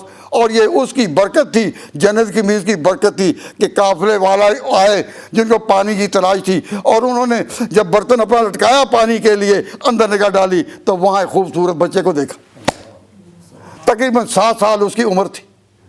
اور قمیض کی برکات یوسف علیہ السلام جب گئے مختلف مدارس سے گزرنے کے بعد، جب بھائیوں نے اپنے آپ کو خطا کار کہا تو انہوں نے کہا کہ جاؤ وَأْتُونِي بِأَهْلِكُمْ أَجْمَعِينَ، جتنے بھی ہمارے گھر کے افراد ہیں سب کو لے آؤ، سب کو تم لے آؤ۔ تو جب کہا تو اس وقت دھیان آیا کہ باپ کی تو آنکھیں جو ہے نا وہ کام نہیں کر رہی یا نظر بہت کمزور ہو گئی ہے۔ تو حضرت یوسف علیہ السلام کو اس قمیض کا پتہ تھا، کہا کہ تو میری یہ قمیض لے جاؤ وَأَلْقُوا عَلَىٰ وَجْهِ أَخِي، ابھی تو اس کو میرے باپ کے اوپر ڈال دینا، اسی وقت اس کی آنکھیں یاد بصیرت دیکھنے والی ہو جائیں گی۔ تو مفسرین لکھتے ہیں کہ حضرت جبریل نے حضرت یوسف کو بتا دیا تھا کہ اس قمیض کی تاثیر یہ ہے۔ تو واقعی وہ جو قمیض جب لے کر لینے آیا، جب وہ قمیض لے کر آیا اور حضرت یعقوب علیہ السلام کے چہرے پر ڈالی تو اسی وقت وہ فرتدہ بصیرت دیکھنے والے ہو گئے۔ تو حضرت وہ جو منظر تھا کہ جب یوسف علیہ السلام بھائیوں کو پہچان رہے تھے اور بھائی یوسف کو بھی جان رہے تھے اور کہہ دیا اب سارے راز کھل گئے، بنیامین بھی وہیں تھا، یوسف بھی وہیں تھے، اور حضرت یعقوب علیہ السلام تو 40 سال سے زیادہ عرصہ پہلے سے کہہ رہے تھے کہ جب بھائیوں نے کہا تھا کہ اس کو بھیڑیا کھا گیا تو انہوں نے کہا میں اللہ کی مدد مانگتا ہوں۔ تو یعقوب نے اللہ کی مدد کیوں مانگی؟ وہ اسی لیے ان کو یقین تھا کہ یوسف مرا نہیں ہے، یوسف کو بھیڑیا نہیں کھا گیا، لیکن یوسف کو دوبارہ لائے گا کون؟ اللہ، اللہ المستعان، میں اللہ کی مدد مانگتا ہوں، وہ مستعان ہے۔ اللہ تعالیٰ کی طرف توجہ کی۔ تو حضرت یعقوب علیہ السلام نے بیٹوں کو ملامت بار بار نہیں کیا کہاں گیا یوسف، کہاں گیا، نہ، ایک ہی دفعہ کہا۔ پھر 40 سال کا صبر دیکھو، صبر دیکھو ان کا کہ 40 سال وہی بچے بیٹے بھی گھر میں ہیں، یعقوب بھی گھر میں ہیں، لیکن مجال ہے کہ ان کو وہ کہیں کہ کہاں گیا یوسف، کہاں گیا، یہ نہیں ان کو کہا۔ اور لیکن یہ جو ان کی دعا تھی، جب انہوں نے پہلی دفعہ آ کر کہا تھا کہ جی اللہ تعالیٰ جاؤ اباہم عشاء یبکون، جب یہ روتے ہوئے باپ کے پاس آئے کہ ہم تو گئے تھے، ہم کو چل پھر رہے تھے کہ بھیڑیا آیا اور اس کو کھا گیا، اس نے یعقوب نے کہا تھا بات کوئی بنائی ہوئی معلوم ہوتی ہے، صبر لکم امرا، لیکن ساری صبر جمیل، صبر جمیل اللہ المستعان، اللہ میری مدد کرے گا۔ پھر اللہ تبارک و تعالیٰ نے جب وہ مدد کی، کب کی؟ کہ جب وہ قمیض آئی یوسف یعقوب کی آنکھوں پر پڑی، وہ بصیر ہو گئے۔ اب بھائی بھی آئے تو انہوں نے کہا کہ بادشاہ، وہ یوسف تو بادشاہ بنا ہوا ہے، یوسف تو بادشاہ بنا ہوا ہے۔ باپ بھی اس میں حیران۔ اب سب کنبے کو اپنے جانے کا فیصلہ کر لیا۔ تو میں آپ کو توجہ سے دلا رہا ہوں کہ حضرت یوسف علیہ السلام نے جاتے ہوئے کہا تھا وَأْتُونِي بِأَهْلِكُمْ أَجْمَعِينَ، سارے آنا، سارے آنا۔ کیا مانا؟ بہت غور طلب ہے حضرت یوسف علیہ السلام کی سیرت کو سمجھنا۔ ان کا سارے آنا، اور یعقوب علیہ السلام کے گھرانے میں جہاں سے وہ بھائی آئے تھے اور ان کے بڑے یعقوب تھے، ان کے 93 افراد تھے۔ 93 کتنے؟ 100 کے قریب، یعنی 93 افراد تھے گھر کے۔ تو سارے پھر آ گئے مصر میں۔ تو حضرت یعقوب علیہ السلام، حضرت یوسف علیہ السلام نے سارے کیوں طلب کیے؟ یہ کیوں نہیں کہا کہ تم بھائی ہو آ جاؤ اور باپ کو بھی لے آؤ؟ لیکن وہ جو بھائی تھے وہ بھی سارے بیٹوں والے اور پوتوں والے ہوئے تھے۔ تو سارے عورتیں اور مرد مل کر جو افراد تھے وہ 93 تھے۔ تو 93 کا قافلہ جب آیا، اس سے پتہ چلا، ذرا غور کرو، آج لوگ اپنے سگے بھائیوں کے جو قریب کے ہیں، جن میں وہ رہتے ہوئے ہوں، ان کو بھی جب بڑے ہوتے ہیں اپنے کاروبار میں جاتے ہیں تو ان کو بھول جاتے ہیں۔ لیکن یوسف علیہ السلام بھائیوں کو، ان کے بیٹوں کو، ان کے پوتوں کو، سب کو کہتے ہیں وَأْتُونِي بِأَهْلِكُمْ، سب کو لے کر آؤ۔ تاکہ قحط کے اس زمانے میں جہاں یہ اناج اور غلے کے لیے مارے پھر رہے تھے، یوسف علیہ السلام نے پسند نہ کیا کہ ہمارے خاندان کا کوئی فرد بھی اس طرح مانگتے پھرے۔ کہ وَأْتُونِي بِأَهْلِكُمْ أَجْمَعِينَ، سب کو لے کر آؤ۔ اور جب سب کو لے کر وہ آئے، سب کو لے کر، تو کنعان تو انہوں نے چھوڑ دیا نا، تو کہاں آ گئے؟ مصر میں۔ کون؟ مصر میں یوسف علیہ السلام تھے۔ یوسف علیہ السلام مصر میں تھے اور وہ سب کو لے کر آ گئے۔ زمانہ آگے بڑھتا گیا۔ پھر اس مصر میں آپ نے سنا ہوگا کہ موسیٰ علیہ السلام پیدا ہوئے۔ جب موسیٰ علیہ السلام پیدا ہوئے تو مصر پر حکومت کس کی تھی؟ فرعون کی۔ تو فرعونہ مصر اس وقت حکمران تھے۔ جب موسیٰ علیہ السلام پیدا ہوئے تو موسیٰ علیہ السلام یہ مصر کے اس علاقے میں کس طرح پیدا ہوئے کہ پانی کے کنارے چلتے وہ پھر اس کو اس طرح خدا تعالیٰ نے بچایا کہ خود فرعون کے شاہی دربار میں پہنچا دیا۔ تو حضرت یوسف علیہ السلام مصر میں آئے تھے، اور اس کے بعد اسی کے قرب و جوار میں، مصر کے قرب و جوار میں حضرت موسیٰ علیہ السلام پیدا ہوئے، اور حکومت کے کارندے بچوں کو قتل کرتے تھے۔ یذبحون ابناءہم، بچوں کو قتل کرتے تھے، اسی میں کہ کوئی بچہ میرے کو ہم قتل کر دیں، وہ تلاش کر رہے تھے۔ تو ماں کو اللہ تبارک و تعالیٰ نے اس طرح متوجہ کیا کہ اے عورت، اے ماں فلاں کی، جب تو کوئی اندیشہ کرے کہ اس کو وہ شکلے جائیں گے تو اس کو پانی میں ڈال دے، پہنچانے والے پھر وہ ہم ہیں۔ لا تحزنی، غم نہ کرنا، انا رادوہ الیک، کوئی بہانہ پیدا ہوگا پھر تمہیں دلائیں گے۔ تو جب فرعون کے دربار میں پہنچے، دودھ پلانے کے لیے ضرورت ہوئی، تو پھر آخر کون کام آئی؟ اس کی ماں ہی۔ تو جو خدا تعالیٰ کے اپنے تدبیریں تھی اس کے مطابق وہاں پہنچے یا نہیں؟ تو یعقوب یوسف حضرت موسیٰ علیہ السلام کہاں پہنچے؟ فرعون کے دربار میں۔ فرعون کے دربار میں جب وہ پہنچ گئے موسیٰ علیہ السلام، تو سارا قصہ آپ نے کئی جگہ سنا ہوگا، لیکن میں ایک بات کہنا چاہتا ہوں کہ یعقوب کے گھرانے کی پہلی ہجرت،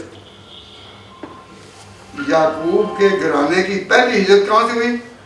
کنعان سے کہاں؟ مصر میں۔ جب ان کے فیملی ممبرز کتنے تھے؟ 93۔ پھر مصر میں بنو اسرائیل آباد ہوئے۔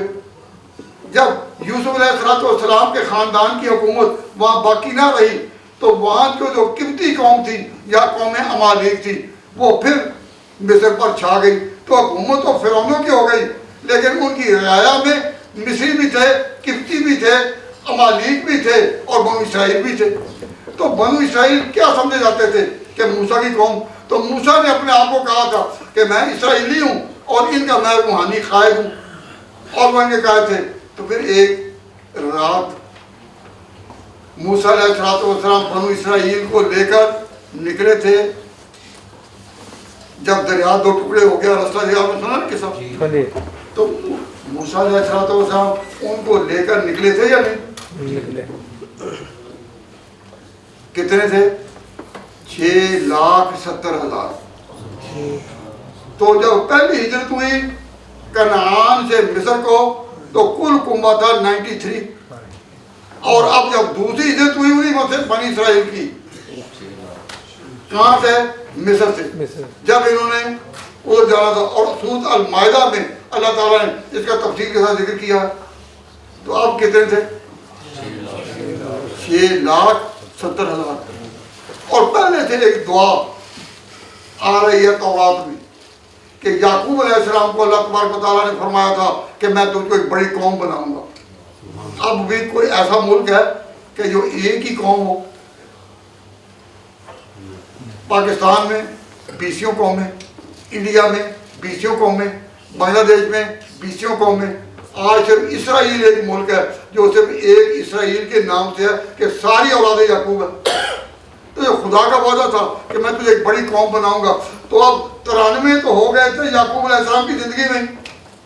تو جب یعقوب علیہ السلام کی وفات کا وقت آیا مصر میں، تو انہوں نے کہا بیٹے کو، بیٹے یا یوسف جب میرا انتقال ہو تو میری باڈی کو تم نے وطن بھیج دینا اور میرے باپ اسحاق کے پاس مجھے دفن کرنا۔ تو وہ پھر دفن وہی ہوئے۔ اور یوسف علیہ السلام پر جب آخری وقت آیا تو دریائے نیل کے کنارے پر انہوں نے کہا کہ مجھے یہاں دفن کرنا۔ اور پھر موسیٰ علیہ السلام کو جب حکم ہوا کہ آپ اب ہجرت کر کے مصر کو چھوڑیں، تو ساتھ ہی حکم الہی ہوا کہ یوسف کا صندوق بھی ساتھ لے جانا۔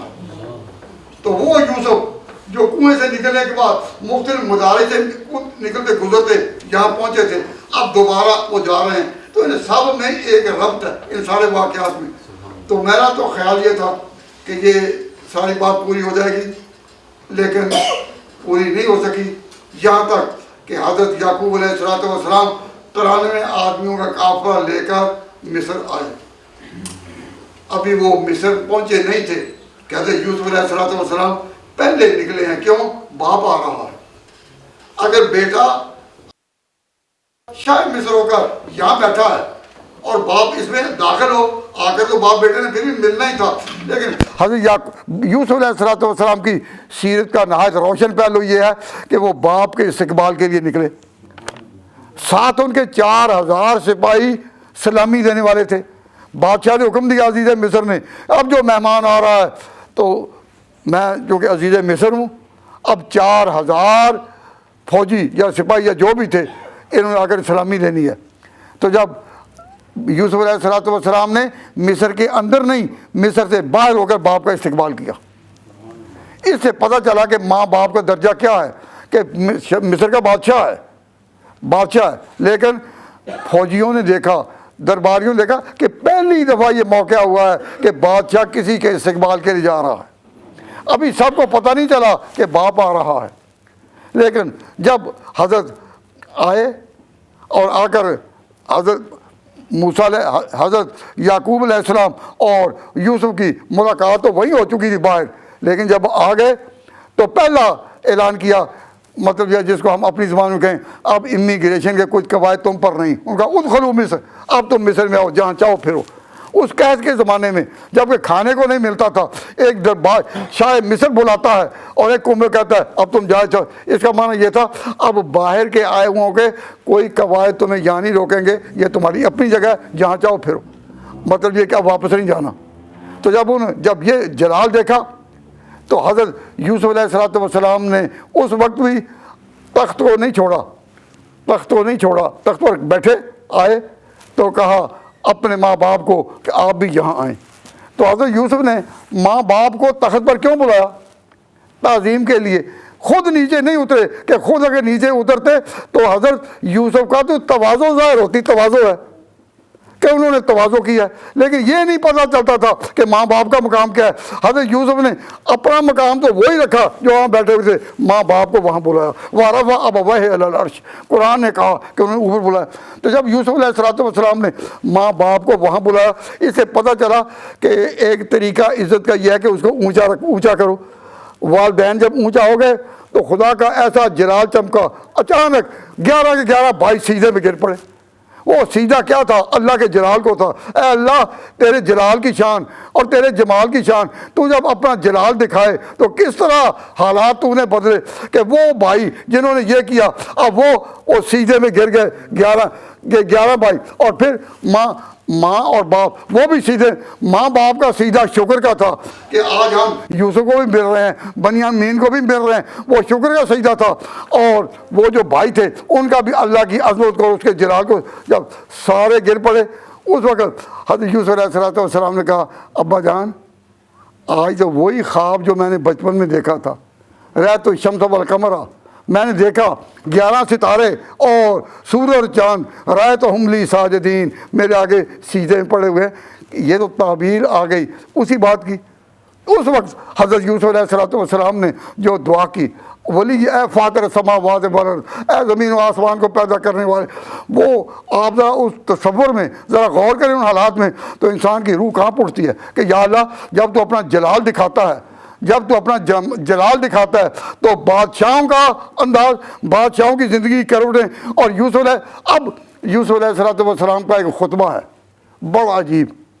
انہوں نے جو اگر وہ بیان کیا جائے تو ان کی سیرت کا حق ادا ہو جاتا ہے. خطبہ وہاں، باپ بھی وہاں موجود ہے، بھائی بھی وہاں موجود ہیں، دربار بھی موجود ہیں. عزیز مصر کے طور پر حضرت نے جو دعا کی اور کہا ایک بھی اپنی تکلیف اس خطبے میں نہیں ذکر کرو، یعنی اپنی تکلیف کی ایک بھی بات انہوں نے نہیں کی.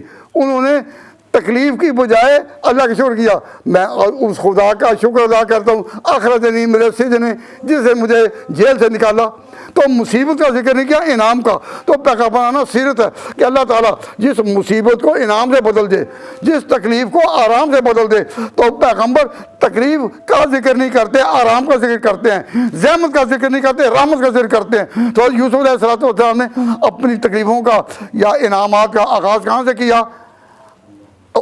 اس خدا کی حمد و ثنا جس نے مجھے نکالا جیل سے. تو جیل سے ذکر کیا. تو مفسرین کہتے ہیں کہ کنویں سے کیوں نہیں ذکر کیا؟ تکلیفوں سے ذکر ہوئی تھی کنویں سے، کنویں کو ذکر نہیں کیا. حضرت یوسف علیہ السلام جانتے تھے کہ باپ کے آنے سے پہلے میں بھائیوں کو معاف کر چکا ہوں، اب کنویں کا ذکر کیوں کروں؟ پیغمبر کا حوصلہ دیکھو، پیغمبر کا حوصلہ کتنا ہے کہ بھائیوں کو میں پہلے معاف کر چکا ہوں، اب جب باپ آیا تو اب میں خدا کی حمد و ثنا کروں گا. سب خدا کی تعریف جس نے مجھے جیل سے نکالا، اور جیل سے نکالا میں اس خدا کی تعریف کرتا ہوں جس نے ان میرے بھائیوں کو اور میرے باپ کو گاؤں سے نکالا، مصر میں پہنچا دیا. میں اس کی تعریف، تو خدا کی تعریفیں کی، کہیں بھی اپنی شکایت نہیں کی. یہ پیغمبرانہ سیرت ہے. اللہ تبارک و تعالیٰ جل شانہ حضرت یوسف علیہ السلام کی سیرت کا صدقہ ہمیں یہ بات یاد رکھنے پر مجبور کرے کہ حضور نے جب مکہ فتح کیا اور مصر، مکہ سے جب نکالے گئے تھے، دوبارہ جب مکہ میں آئے اور اللہ تعالیٰ نے فتح دی تو حضور نے بھی یوسف کا نام لیا. آج میں اپنے مقابلین کے سامنے، مکہ والوں کے سامنے، اپنے دشمنوں کے سامنے، مشرکین کے سامنے وہی بات کہتا ہوں جو یوسف نے اپنے بھائیوں کہی تھی، لا تثریب علیکم اليوم. تو حضور کو بھی اس وقت حضرت یوسف یاد آئے. تو حضرت یوسف کی سیرت جو ہے وہ عجیب خزانہ ہے معارف کا اور حقائق کا. اگر مسلمان جان لیں تو ان کو پتہ چلے کہ اپنے مخالفین سے کیا برتاؤ کرنا ہے، دشمنوں سے کیا برتاؤ کرنا ہے، جن سے لڑائی ہو جائے پھر کیا برتاؤ کرتا ہے، انسانی حقوق کیا ہیں، انسانی وحدت کیا ہے، اس کے لیے کس طرح اللہ تبارک و تعالیٰ کا جلال چمکتا ہے اور اس کا جمال اترتا ہے. وما علینا الا البلاغ.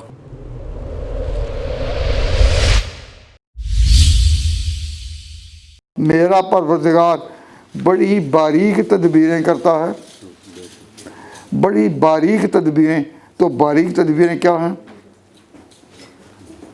باریک تدبیریں کیا ہیں؟ واقعات زمانہ.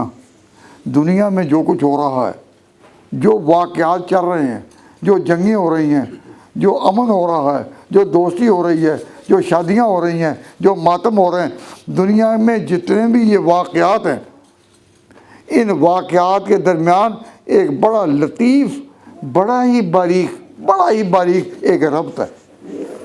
اللہ تعالیٰ نے یہ کارخانہ یوں ہی نہیں بنایا ہوا، اس میں جو کچھ ہو رہا ہے، یہ ایک طرف یوسف کے بھائیوں کو حسد ہو رہا تھا کہ باپ اس بچے سے، ہمارے بھائی سے اتنا پیار کیوں کرتا ہے، ہمارے ساتھ نہیں، ایک طرف یہ تھی، اور خدا کے فیصلوں میں یہ تھا کہ اگر ایک دفعہ یوسف کو باپ سے چھینا گیا تو پھر میں اس کو کس طرح یوسف کو بادشاہ بناؤں گا، اور یہی بھائی جو حسد کے مارے ہوئے تھے محتاج بن کر قحط کی وجہ سے غلہ لینے جائیں گے۔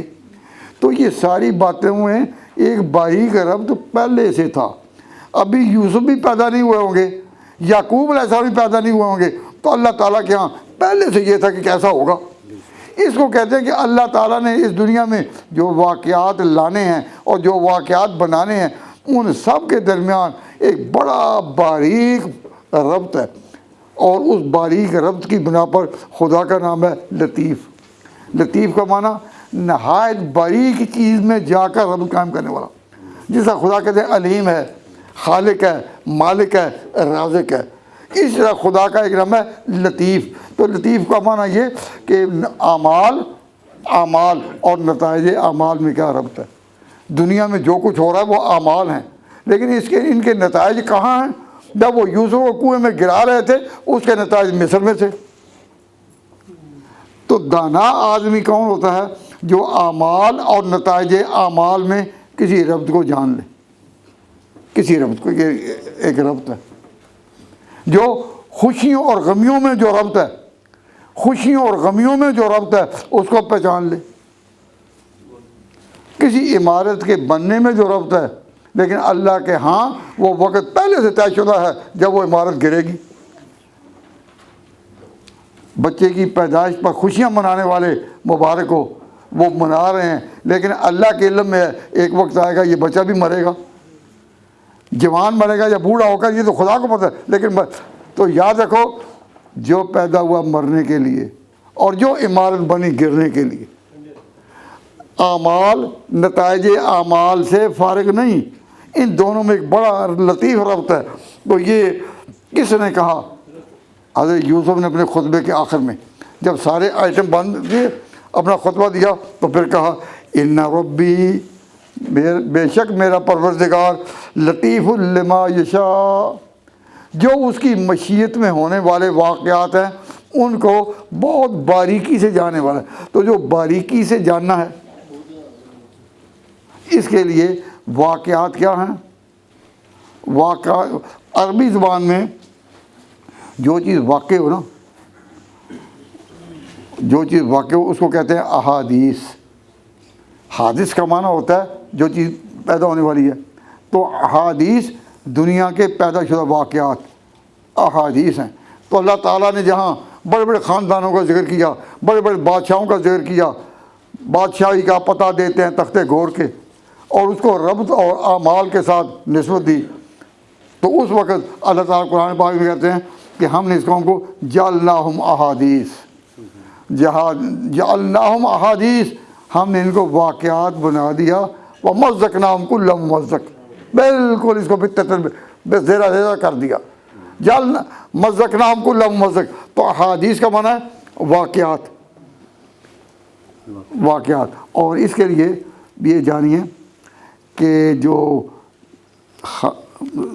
ذرا سن لیں، خواب میں آپ جو کچھ دیکھتے ہیں نا، خواب میں وہ ہوتے ہیں اس کے واقعات، اور جو خواب کی تعبیر ہے، خواب کی جو تعبیر ہے وہ ہیں اس کے نتائج۔ تو جو خواب کے واقعات آپ نے دیکھے اور جو اس کے نتائج آپ کو تعبیر بتانے والے نے بتائے، تو خواب کے واقعات اور تعبیر میں اس کو لوٹانا، اس کو کہتے ہیں تعویل الاحادیث۔ تو اس دن حضرت یوسف علیہ السلام نے خدا کا شکر ادا کرتے ہوئے قد آسن بھی، میرے خدا نے مجھ پر بڑا انعام کیا، اذ اخرجنی من السجن، جب مجھے اس نے نکالا قید خانے سے، وجاء بکم من البدو، اور اے میری برادری کے لوگوں تم کو لے آیا گاؤں سے شہر میں۔ کب؟ بعد نزغ الشیطان بینی و بین اخوتی، جب کہ شیطان نے میرے اور تمہارے درمیان ایک سینگ اڑایا، ٹھونگا مارا۔ ان ربی لطیف، میرا پروردگار بڑی ہی باریک جوڑ کرنے والا ہے، کہ اعمال کو نتائج اعمال سے جوڑنا۔ ان ربی لطیف لما یشاء انہ هو الحکیم العلیم۔ پھر خدا کے آگے یوسف نے ہاتھ اٹھائے، رب قد آتیتنی من الملک، اے اللہ تو نے مجھے بادشاہی دی، وعلمتنی من تعویل الاحادیث، وعلمتنی من تعویل الاحادیث، پہلے سے تو نے میرے دماغ کو اس طرح بنایا تھا کہ میں نے 11 ستاروں کو سیدھا کرتے دیکھا اور سورج اور چاند کو سیدھے کرتے دیکھا۔ اس کا ربط ان واقعات سے کیا تھا جو اس وقت مصر میں خدا نے مجھے دکھائے؟ جیل خانے سے کیا تھا؟ جہاں میں رہا، جہاں میں نے پھر تمہیں بلایا، ان واقعات سے اس خواب کا میرے دماغ میں وہ خواب تھے اور اس کے یہ نتائج ہیں۔ تو واقعات نتائج واقعات سے خالی نہیں ہوتے۔ تو نے مجھے علم بخشا تو تعبیر الاحادیث کا، اور شہرت بخشی تو بادشاہ کی، دونوں باتیں۔ ربی، اے میرے پروردگار، قد آتیتنی من الملک، تو نے مجھے حکومت عطا کی، وعلمتنی من تعویل الاحادیث، اور مجھے تعویل احادیث کہ واقعات اپنے نتائج سے کیا جوڑ رکھتے ہیں، یہ مجھے علم دیا، اور یہ علم بڑا اونچا ہے، بڑا اونچا ہے۔ حضرت یوسف کے بعد تاریخ اسلام میں بڑے لوگوں کی شخصیتوں میں حضرت یوسف علیہ السلام کے بعد دوسرے درجے میں اللہ نے یہ انعام اتارا حضرت امام اول ابوبکر صدیق پر۔ حضرت ابوبکر صدیق رضی اللہ تعالیٰ عنہ پر یہ علم تعبیر و حدیث طرح تھا کہ بعض اوقات باتیں کوئی سنی جاتی ہیں مزے لینے کے لیے بھی، سنتے یا نہیں، تو حضور بھی خواب کی تعبیر کا مزہ لیتے تھے ابوبکر صدیق سے، اور کہا کرتے تھے کہ لوگوں کو کہ میرے سامنے تم ان سے تعبیر پوچھو۔ اور حضرت ابوبکر صدیق جس وقت تعبیر بیان کرتے تھے تو پھر حضور آخر میں بتا دیتے تھے کہ کسی میں سمجھنے میں تھوڑی سی خطا یا فرق ہو تو حضور بتا دیتے تھے۔ لیکن ابوبکر صدیق کا مقام کیا ہوگا کہ تعویل الاحادیث، واقعات اور نتائج اعمال میں کتنا باریک فرق ہے جو اللہ نے یوسف پر اتارا، تو یوسف کے اس کمال کا جانشین ابوبکر کو بنایا، اور ابوبکر کے بعد تابعین میں ابن سیرین کو۔ دل کئی دفعہ چاہتا ہے کہ ابوبکر صدیق رضی اللہ تعالیٰ عنہ کے جو خوابوں کی تعبیر میں وہ جتنے گہرے چلتے تھے کیا تھے، لیکن بیان کرنے کی ہمت نہیں ہوتی کہ ہم تو بیان کرنے کو تیار ہیں، کوئی سمجھنے والے لوگ ہی نہیں بیٹھتے سامنے، اس لیے مجھ کو تڑپنے کی تمنا کم ہے، اس لیے مجھ کو تڑپنے کی تمنا کم ہے، وسعت دل ہے بہت، وسعت صحرا کم ہے، سننے والے ہی نہیں۔ امام اول حضرت ابوبکر صدیق رضی اللہ تعالیٰ عنہ پر اللہ تعالیٰ نے یہ علم اتارا ہوا تھا۔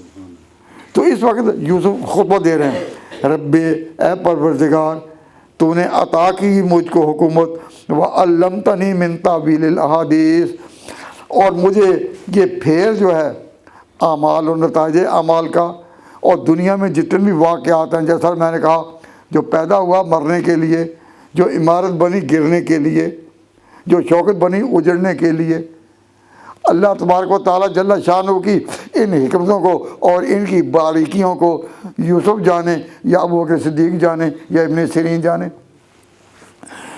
علمتنی من تعویل الاحادیث، تو یہ اللہ کی شان بیان کرنے کے بعد اب براہ راست آتے خدا کے سامنے، فاطر السماوات والارض، اے زمین و آسمان کے پیدا کرنے والے، کہ یہ خدا اب آگے کن کے سامنے؟ خدا کے سامنے۔ تو پہلے خدا کا ذکر کرنا کہ اور پھر سامنے آ جانا، یہ شان ہے سورہ فاتحہ کی۔ سورہ فاتحہ میں رب العالمین الرحمن مالک یوم الدین، پھر سامنے ایاک نعبد و ایاک نستعین۔ تو اللہ تعالیٰ کو کہا فاطر السماوات والارض، زمین و آسمان کے پیدا کرنے والے، انت ولی فی الدنیا والآخرہ، تو ہی میرا ولی ہے، تو ہی میرا ساتھی ہے دنیا میں اور آخرت میں، توفنی مسلمن، توفنی مسلمن، میری موت آئی ایمان پر، مسلمن۔ تو مسلم اسلام کا معنی یہاں ایمان کا ہے، ظاہر طور پر ایمان نہیں، کیوں؟ مرتے وقت تو آگے دنیا رہنی ہی نہیں، تو وہ دنیا کا تو سامان نہیں مانگ رہا، تو مرتے وقت جو چیز مانگی جائے وہ اندر کی ہے۔ تو یہاں مسلمن ایمان، توفنی مسلمن، مجھے ایمان کے ساتھ بلانا، وَأَلْحِقْنِی بِالصَّالِحِینَ، اور وہاں مجھے صالحین کے ساتھ ملانا، ذَلِکَ مِنْ أَنْبَاءِ الْغَیبِ، یہ غیب کی خبریں ہیں جو ہم آپ کو بتا رہے ہیں۔ اور اللہ تبارک و تعالیٰ جل شانہ نے فرمایا اس کے ساتھ ہی وَكَأَيٍّ مِّنْ آیَةٍ فِي السَّمَاوَاتِ وَالْأَرْضِ يَمُرُّونَ عَلَيْهَا، کتنے ہی لوگ ہیں جو آسمانوں اور زمین میں چلتے پھرتے ہیں، خدا کے نشانوں کو دیکھتے ہیں، وَهُمْ عَنْهَا مُعْرِضُونَ، لیکن نشانوں کے پاس سے گزر جاتے ہیں منہ پھیرتے ہوئے، اللہ سے روگردانی کرتے ہوئے۔ وَمَا يُؤْمِنُ أَكْثَرُهُم بِاللَّهِ إِلَّا وَهُمْ مُشْرِكُونَ، أَفَأَمِنُوا، اے لوگوں کیا یہ امن کی ضمانت لے چکے ہیں خدا سے، أَن تَأْتِيَهُمْ غاشیۃ من العذاب، کہ ان کو آفت نہیں آئے گی، اور تأتیہم الساعۃ، یا قیامت ہی آ جائے گی بغتۃ، اچانک، وہم لا یشعرون۔ یہ واقعات اللہ تعالیٰ نے یوسف علیہ السلام کے ختم کر کے پھر اب حضور کو مخاطب کیا، حضور کو قل، اے میرے پیغمبر آپ بھی کہہ دیں، پہلے داستان تو آ چکی یوسف کی، واقعات تو آ چکے، اب قل، اے میرے پیغمبر آپ کہہ دیں ہذہ سبیلی، میری راہ یہی ہے۔ یہ بات بڑی سمجھ آئی، میری راہ یہی ہے۔ تو راہ کس کی بیان ہوئی تھی؟ راہ بیان تو ہوئی تھی یوسف کی، اور اس کو اللہ تعالیٰ نے مختلف پیغام میں بیان بھی کیا، لیکن آخر میں کہہ دیا قل ہذہ سبیلی، اے میرے پیغمبر کہہ دیں یہ میری راہ ہے، ادعو الی اللہ، میں خدا کی طرف بلا رہا ہوں، علی بصیرۃ، پوری بصیرت کے ساتھ بلا رہا ہوں۔ کون بلا رہا ہوں؟ بھائی سوال ہے، میں بلا رہا ہوں، اللہ ادعو، میں بلا رہا ہوں الی اللہ، اللہ کی طرف، علی بصیرۃ، پوری بوجھ سے۔ کون بلا رہا ہے؟ انا ومن اتبعنی، میں اور میرے صحابہ۔ اب سورہ یوسف میں پہلا مقام آیا ہے، اور یہاں سورہ یوسف ختم ہوئی، اللہ نے سارے واقعات کو بیان کرنے کے بعد حضور کا آپ اعلان کرنے کہ میں بلا رہا ہوں، اور یہاں پیغمبر کو اکیلا نہیں رہنے دیا، انا ومن اتبعنی، اور میں اور جو میرے صحابی ہیں۔ یہ ایک عجیب ہے، خود قصہ بھی آسان قصص ہے، لیکن یہاں جو کیا انا ومن اتبعنی، میں اور جو میرے ساتھی ہیں بلا رہے ہیں، سبحان اللہ وما انا من المشرکین، ما ارسلنا من قبلک الا رجالا نوحی الیہم من اہل القری افلم یسیروا فی الارض فینظروا کیف کان عاقبۃ الذین من قبلہم ولدار الآخرۃ خیر للذین اتقوا افلا تعقلون۔ اب پورے قرآن میں انتہائی آزمائش کے لیے جو آیت ہے وہ اگلی آیت ہے، حتیٰ اذا استیأس الرسل، کہ ایک مقام آتا ہے کہ رسول بھی گھبرا اٹھتے ہیں، رسول بھی گھبرا اٹھتے ہیں، ایک مقام آتا ہے۔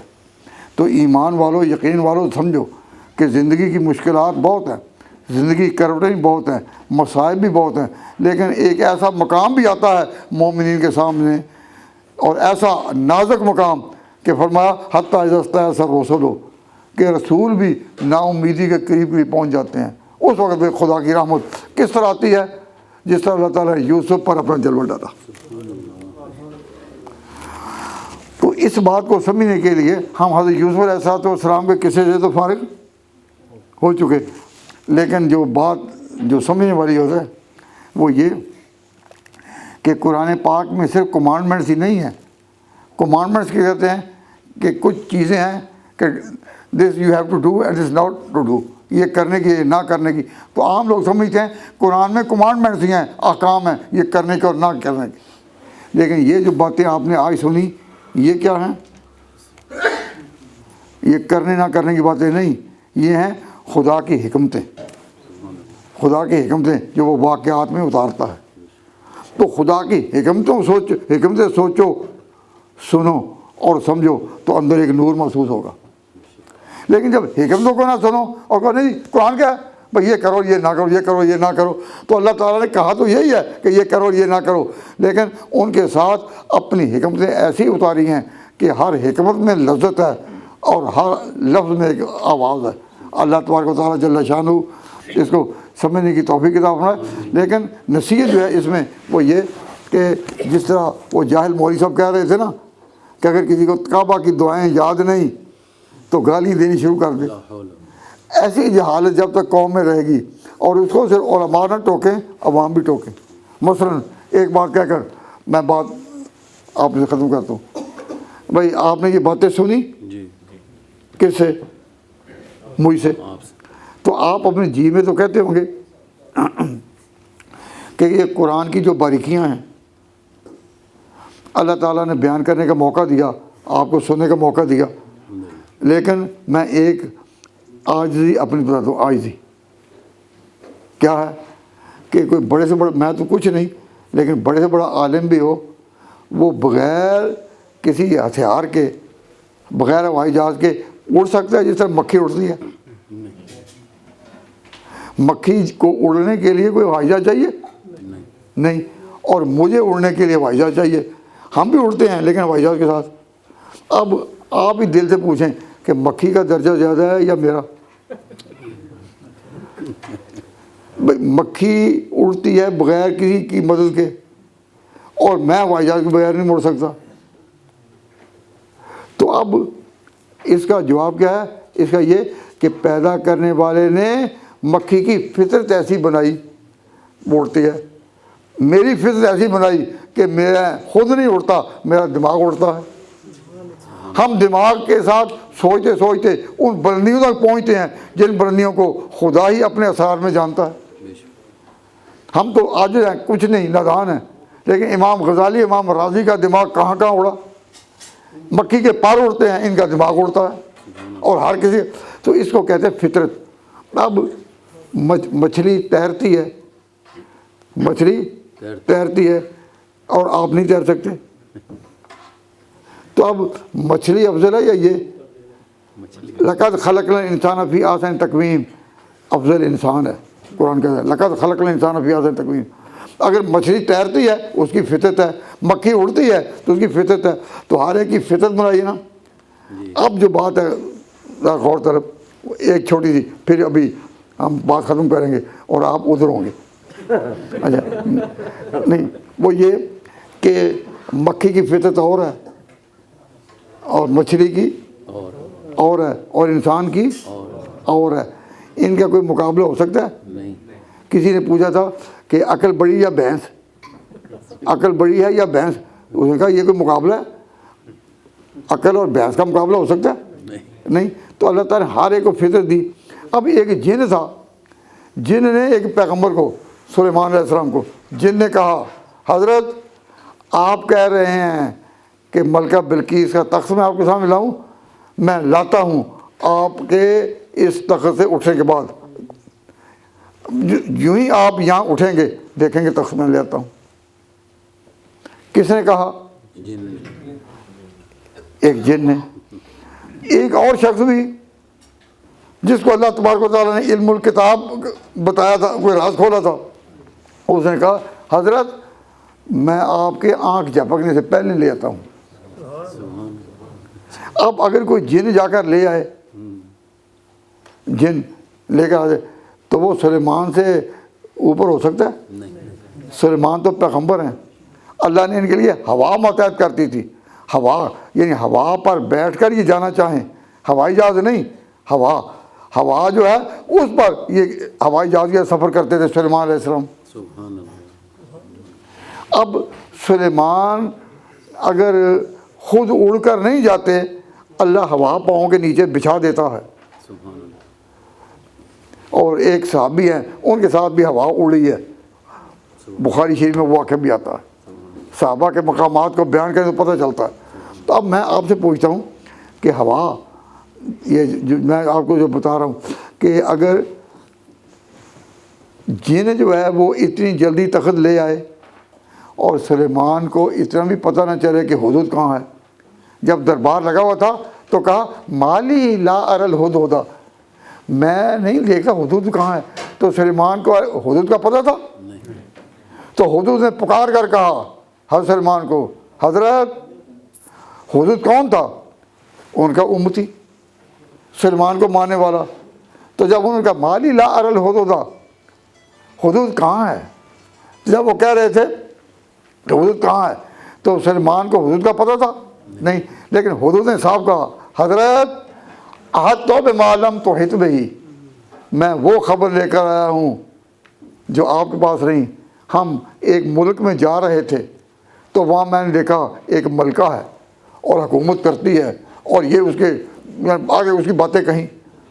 تو اس ملکہ بلقیس کی خبر پہلے حضرت سلیمان کو نہیں تھی. اب جب اس جن نے پرندے نے کہا حدود نے کہ میں بتاتا ہوں، تو کہا جائے گا کہ حدود کا درجہ سلیمان سے زیادہ ہے؟ کہا جائے گا نہیں. حدود بے شک اڑتا ہے اور وہ خبر لاتا ہے جو سلیمان کو نہ تھی، لیکن درجہ پھر بھی سلیمان کا ہے، وہ پیغمبر ہے. اب اگر کوئی کہہ دے کہ سلیمان علیہ السلام کو حدود نے کہا تھا کہ تو بمعلم تو ہت بھئی، اور کوئی کہ دیکھا پیغمبروں کے بیت گستاخ، حدود کا درجہ بڑھا دیا، حدود کا درجہ بڑھا دیا. اور لوگ کہتے ہیں کہ دیکھو بھائی پیغمبروں کے گستاخ دیکھا یہ ہو دیا. اور یہ نہیں جانتے کہ قرآن نے کہا کہ حدود نے کہا تھا سلیمان کو احد تو بمعلم تو ہت بھئی. تو اس کا جواب سمجھدار آدمی تو یہی دے گا، مسلمان تو یہی دے گا اللہ تعالیٰ کے قدرت کرشمے ہیں. اس نے مخلوقات پیدا کیا مختلف طرح کی، جس کو چاہے اٹھا دے، جس کو چاہے بڑھا دے بٹھا دے. یہ جزوی علم ہے. تو جزوی علم، اب ذوالقرنین کا ذکر ہے. ذوالقرنین کا واقعہ آپ نے سنا ہوگا. اللہ نے قرآن میں کہا کہ ہم نے اس کو سب کچھ دیا، حالانکہ نبوت نہیں دی تھی. ملکہ بلقیس کے بارے میں کہا اوتیت من کل شے، ہر چیز دی گئی، لیکن اس کو بھی نبوت تو نہیں ملی. تو ان کو کہتے ہیں جزوی فضیلت. تو یہاں جزوی فضیلت ہوتی ہے، وہ اس میں کوئی بے ادب گستاخی کا فتویٰ نہیں دیا جاتا، کوئی بے ادبی گستاخی کا فتویٰ نہیں، کیوں جزوی فضیلت ہے. اور عقل مانتی ہیں کہ ہاں جزوی فضیلت ہوتی ہے. تو جزوی فضیلت جب اللہ تبارک و تعالیٰ دے تو مسلمان مانتے ہیں کہ سلیمان علیہ السلام کے سامنے حدود کا یہ کہنا احاطہ بمعلم تو بھائی ٹھیک، تو بالکل اس میں کوئی بات نہیں، بالکل ٹھیک ہے. لیکن جو لڑانے والے ہیں وہ کہیں گے دیکھو پرندے کو نبی سے بڑھا دیا. اور یہی بات ہمارے ایک بزرگ نے مولانا خلیل احمد صاحب رحمۃ اللہ علیہ نے کہی تھی. انہوں نے یہ کہا تھا، مولانا خلیل احمد صاحب نے کہا تھا کہ ملک الموت جو مشرق میں بھی کسی کی روح قبض کر رہا ہے اور مغرب میں بھی کر رہا ہے، وہ ایک لمحے میں ادھر پہنچ جاتا ہے. کوئی مر رہا ہے ادھر اور کوئی مر رہا ہے ادھر، تو ملک الموت پہنچ جاتا ہے یا نہیں؟ اسرائیل پہنچ جاتا ہے. تو وہ تو اس لیے پہنچتا ہے کہ اس کی نوع ایسی ہے، اس کی خلقت ایسی ہے، خدا نے اس کو بنایا اس طرح ہے. تو مولوی صاحب نے لوگوں کو مخاطب کر کے کہا تھا کہ تم جو کہتے ہو کہ ملک الموت ہر جگہ جاتا ہے، تو حضور کیوں نہیں ہر جگہ کو جانتے؟ حضور کیوں نہیں ہر جگہ پہنچ جاتے؟ انہوں نے کہا کہ یہ ان کی فرشتوں کی ایک نوعیت ہے، جنات کی ایک نوعیت ہے کہ وہ اس طرح اڑتے ہیں. تم ان پیغمبروں کا خام کا مقابلہ کرتے ہو. انہوں نے فتویٰ دے دیا کہ دیکھیے مولوی خلیل صاحب نے یہ کہا ہے، انہوں نے یہ کہا کہ ملک الموت کا علم زیادہ ہے. دیکھو ملک الموت کا علم بڑھا دیا. اور جنات میں سے ابلیس بھی تھا اور کہا کہ ابلیس کا علم بڑھا دیا. اور لوگوں میں کہا دیکھا اتنے گستاخ کہ کہتے ہیں کہ ابلیس کا اور ملک الموت کا علم زیادہ ہے. یہ کہہ کر وہ مولوی صاحب پہنچ گئے مکہ مدینہ میں کہ ان کے خلاف فتویٰ لیں کہ بے ادبی کر دی. حالانکہ یہ واقعہ کس پر مبنی ہے؟ کہو فضیلت جزوی. کیا ہے؟ فضیلت جزوی. کہ جنات کو اگر خدا نے یہ فضیلت دی یا حدود پرندے کو دی کہ وہاں تک اڑتا گیا کہ سلیمان کو پتہ نہیں، تو یہ جزوی فضیلت ہے. جزوی فضیلت پر کلی فضیلت کا قیاس کرنا غلط ہے.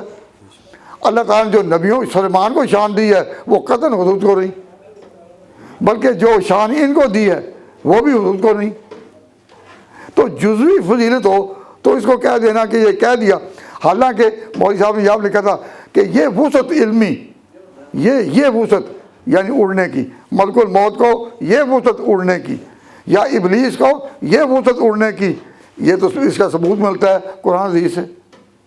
لیکن حضور کے لیے یہ وسعت ثابت کرنا کہ جس طرح مشرق و مغرب میں وہ جاتے ہیں حضور بھی جاتے ہیں، تو حاضر ناظر کا عقیدہ بنانا، اس سے لوگوں میں گمراہی پھیلتی ہے. ورنہ اختلاف کوئی نہیں. مسلمانوں کو آپ جہاں بھی کہیں وہ کہیں گے یہ باتیں ساری ٹھیک ہے، ساری ٹھیک ہے. لیکن صرف مولوی ہیں جو لڑاتے ہیں. تو یہ مولانا خلیل احمد صاحب نے یہ کہا تھا کہ ان کا علم ابلیس کا یا ملک الموت کا ضرور زیادہ ہے، یا خاص اس چیز میں یہ وسعت علمی. کیوں نہیں کہا تھا؟ کیا بولیں؟ خاص یہ وسعت علمی. تو جب ہم کہیں بھائی انہوں نے کہا یہ وسعت علمی، تو یہ کو گول کرتے ہیں. تو میں نے وہ کتاب لانا. اب یہ مولانا خلیل احمد صاحب کی عبارت میں یہ لفظ ہے کہ شیطان اور ملک الموت کو یہ وسعت نفس سے ثابت ہوئی. تو یہ وسعت کا کیا معنی ہے؟ خاص جزی کہ وہ اس طرح پرواز کرتے ہیں، اڑتے. ورنہ کوئی جن کسی نبی کے برابر ہو سکتا ہے؟ پھر ابلیس، اس کا تو سوال ہی پیدا نہیں ہوتا. سوال پر لیکن لوگوں کو معاہدہ دینے کے لیے کہ دیکھو انہوں نے کہا ہے کہ وہ وسعت جو ہے ملک الموت کو شیطان کو حاصل، وہ تو ہے نفس ہے. حضور کے لیے کون سی نفس ہے؟ انا للہ و انا الیہ راجعون. خود بدلتے نہیں، قرآن کو بدل دیتے ہیں. لوگوں کو یہ اثر دیتے ہیں کہ دیکھو ابلیس اور ملک الموت کے علم کا مقابلہ کیا حضور سے، اور حضور کو گالی دی. یہ حضور گالی دینے والے گستاخ اور بے ادب. اور عوام کون ہے جو ان کی یہ بات ہی مان جاتے ہیں کہ اگر طواف کے لیے کوئی دعا نہیں ملتی تو گالیاں دو. انا للہ و انا الیہ راجعون. اب آپ کو بات سمجھ آ گئی کہ مولانا خلیل احمد صاحب نے بات ان کی جزوی خلقت ہے جنات کی، جو ان کے وسعت پرواز ہے، اس کے لیے یہ چیز بیان کی وہ ہے. یا مطلق علم میں ان کو کہا کہ وہ بڑے ہیں. مطلق علم نہیں کہا. جو کہے کہ نبی کے علم سے بڑھ کر کسی کو علم حاصل ہے اللہ کی پوری مخلوق میں سے، تو ہم اپنا عقیدہ بیان کیا کرتے ہیں. بعد از خدا بزرگ تو ایک قصہ مختصر. اللہ کے بعد سب سے اعلیٰ، سب سے اولا، سب سے برتر، سب سے زیادہ شان والے حضور ہیں.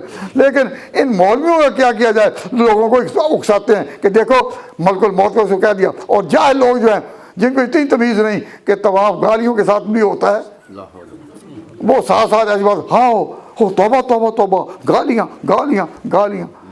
شعور کو بیدار کرو. کس کا صدقہ؟ یوسف کا. آج سورہ یوسف کے اختتام پر خود سے دعا کرو کہ یوسف علیہ السلام کے ہاں کا جس طرح اللہ تعالیٰ نے یہ واقعات بیان کی ہیں، ان سے تعبیر الاحادیث مصداق باتوں کا ظاہر آنا اللہ نے ان پر عطا کیا. اللہ تعالیٰ ہم کو بھی صحیح سمجھنے کی توفیق عطا فرمائے اور ایسے مولویوں سے محفوظ فرمائے کہ جو اس لائن میں چل کر گستاخ بے ادب. تو جزوی فضیلت ہے سامنے کہا حضور نے، اے سلیمان وہ وقت پیغمبر ہیں، احط تو بمعلوم توحید بھائی، میں وہ بات لایا ہوں جس کو آپ نہیں جانتے. تو کیا حدود کو مار ڈالیں گے؟ تو ایک بریلوی کہنے لگا کہ میرے سامنے خدا ہے میں تو مار ہی ڈالوں. میرے سامنے آئے تو میں تو مار ہی ڈالوں. تو میں نے کہا وہ آئے ہی کیوں؟ اتنا بیوقوف تو نہیں کہ تمہارے پاس آئے. اس نے تو گستاخی کی ہے. میں کہا اللہ نے قرآن میں جب نقل کیا، قرآن نے تو نہیں کہا کہ اس نے گستاخی کی ہے. میں تو حدود کو مار ہی ڈالوں. تو میں نے مارنے کی بجائے تم دعا کرو کہ اللہ تبارک و تعالیٰ آئندہ حدود کسی کو یہ بات نہ کہے. ہاں یہ ٹھیک ہے. میں کہا تم بھی روکو اب جتنا روک سکتے ہو. لیکن کہنے والے تو کہہ دی ربنا تقبل منا انک انت السمیع العلیم وتب علینا انک انت التواب الرحیم ربنا ظلمنا انفسنا وان لم تغفر لنا وترحمنا لنکونن من الخاسرین. یا اللہ جتنے بھائیوں نے یہ باتیں سنی ان کو مسلمانوں میں جوڑ کی توفیق عطا فرما. یا اللہ جس طرح حقیقت میں مسلمانوں میں اختلاف کوئی نہیں، یہ غلط قسم کے رہنما اور مولوی ہیں جو ان کو اس طرح کی باتیں سکھا کر مسلمانوں کو لڑنے کی تعلیم دیتے ہیں، اور اس طرح طواف گالیوں سے بھی ادا ہو سکتا ہے اور اس میں ثواب ملتا ہے، اس قسم کی باتیں کرتے ہیں۔ اے اللہ قوم کو ایسے رہنماؤں سے بچا، وصلی اللہ تعالیٰ علی خیر خلقہ محمد و آلہ و صحبہ اجمعین برحمتک یا ارحم الراحمین۔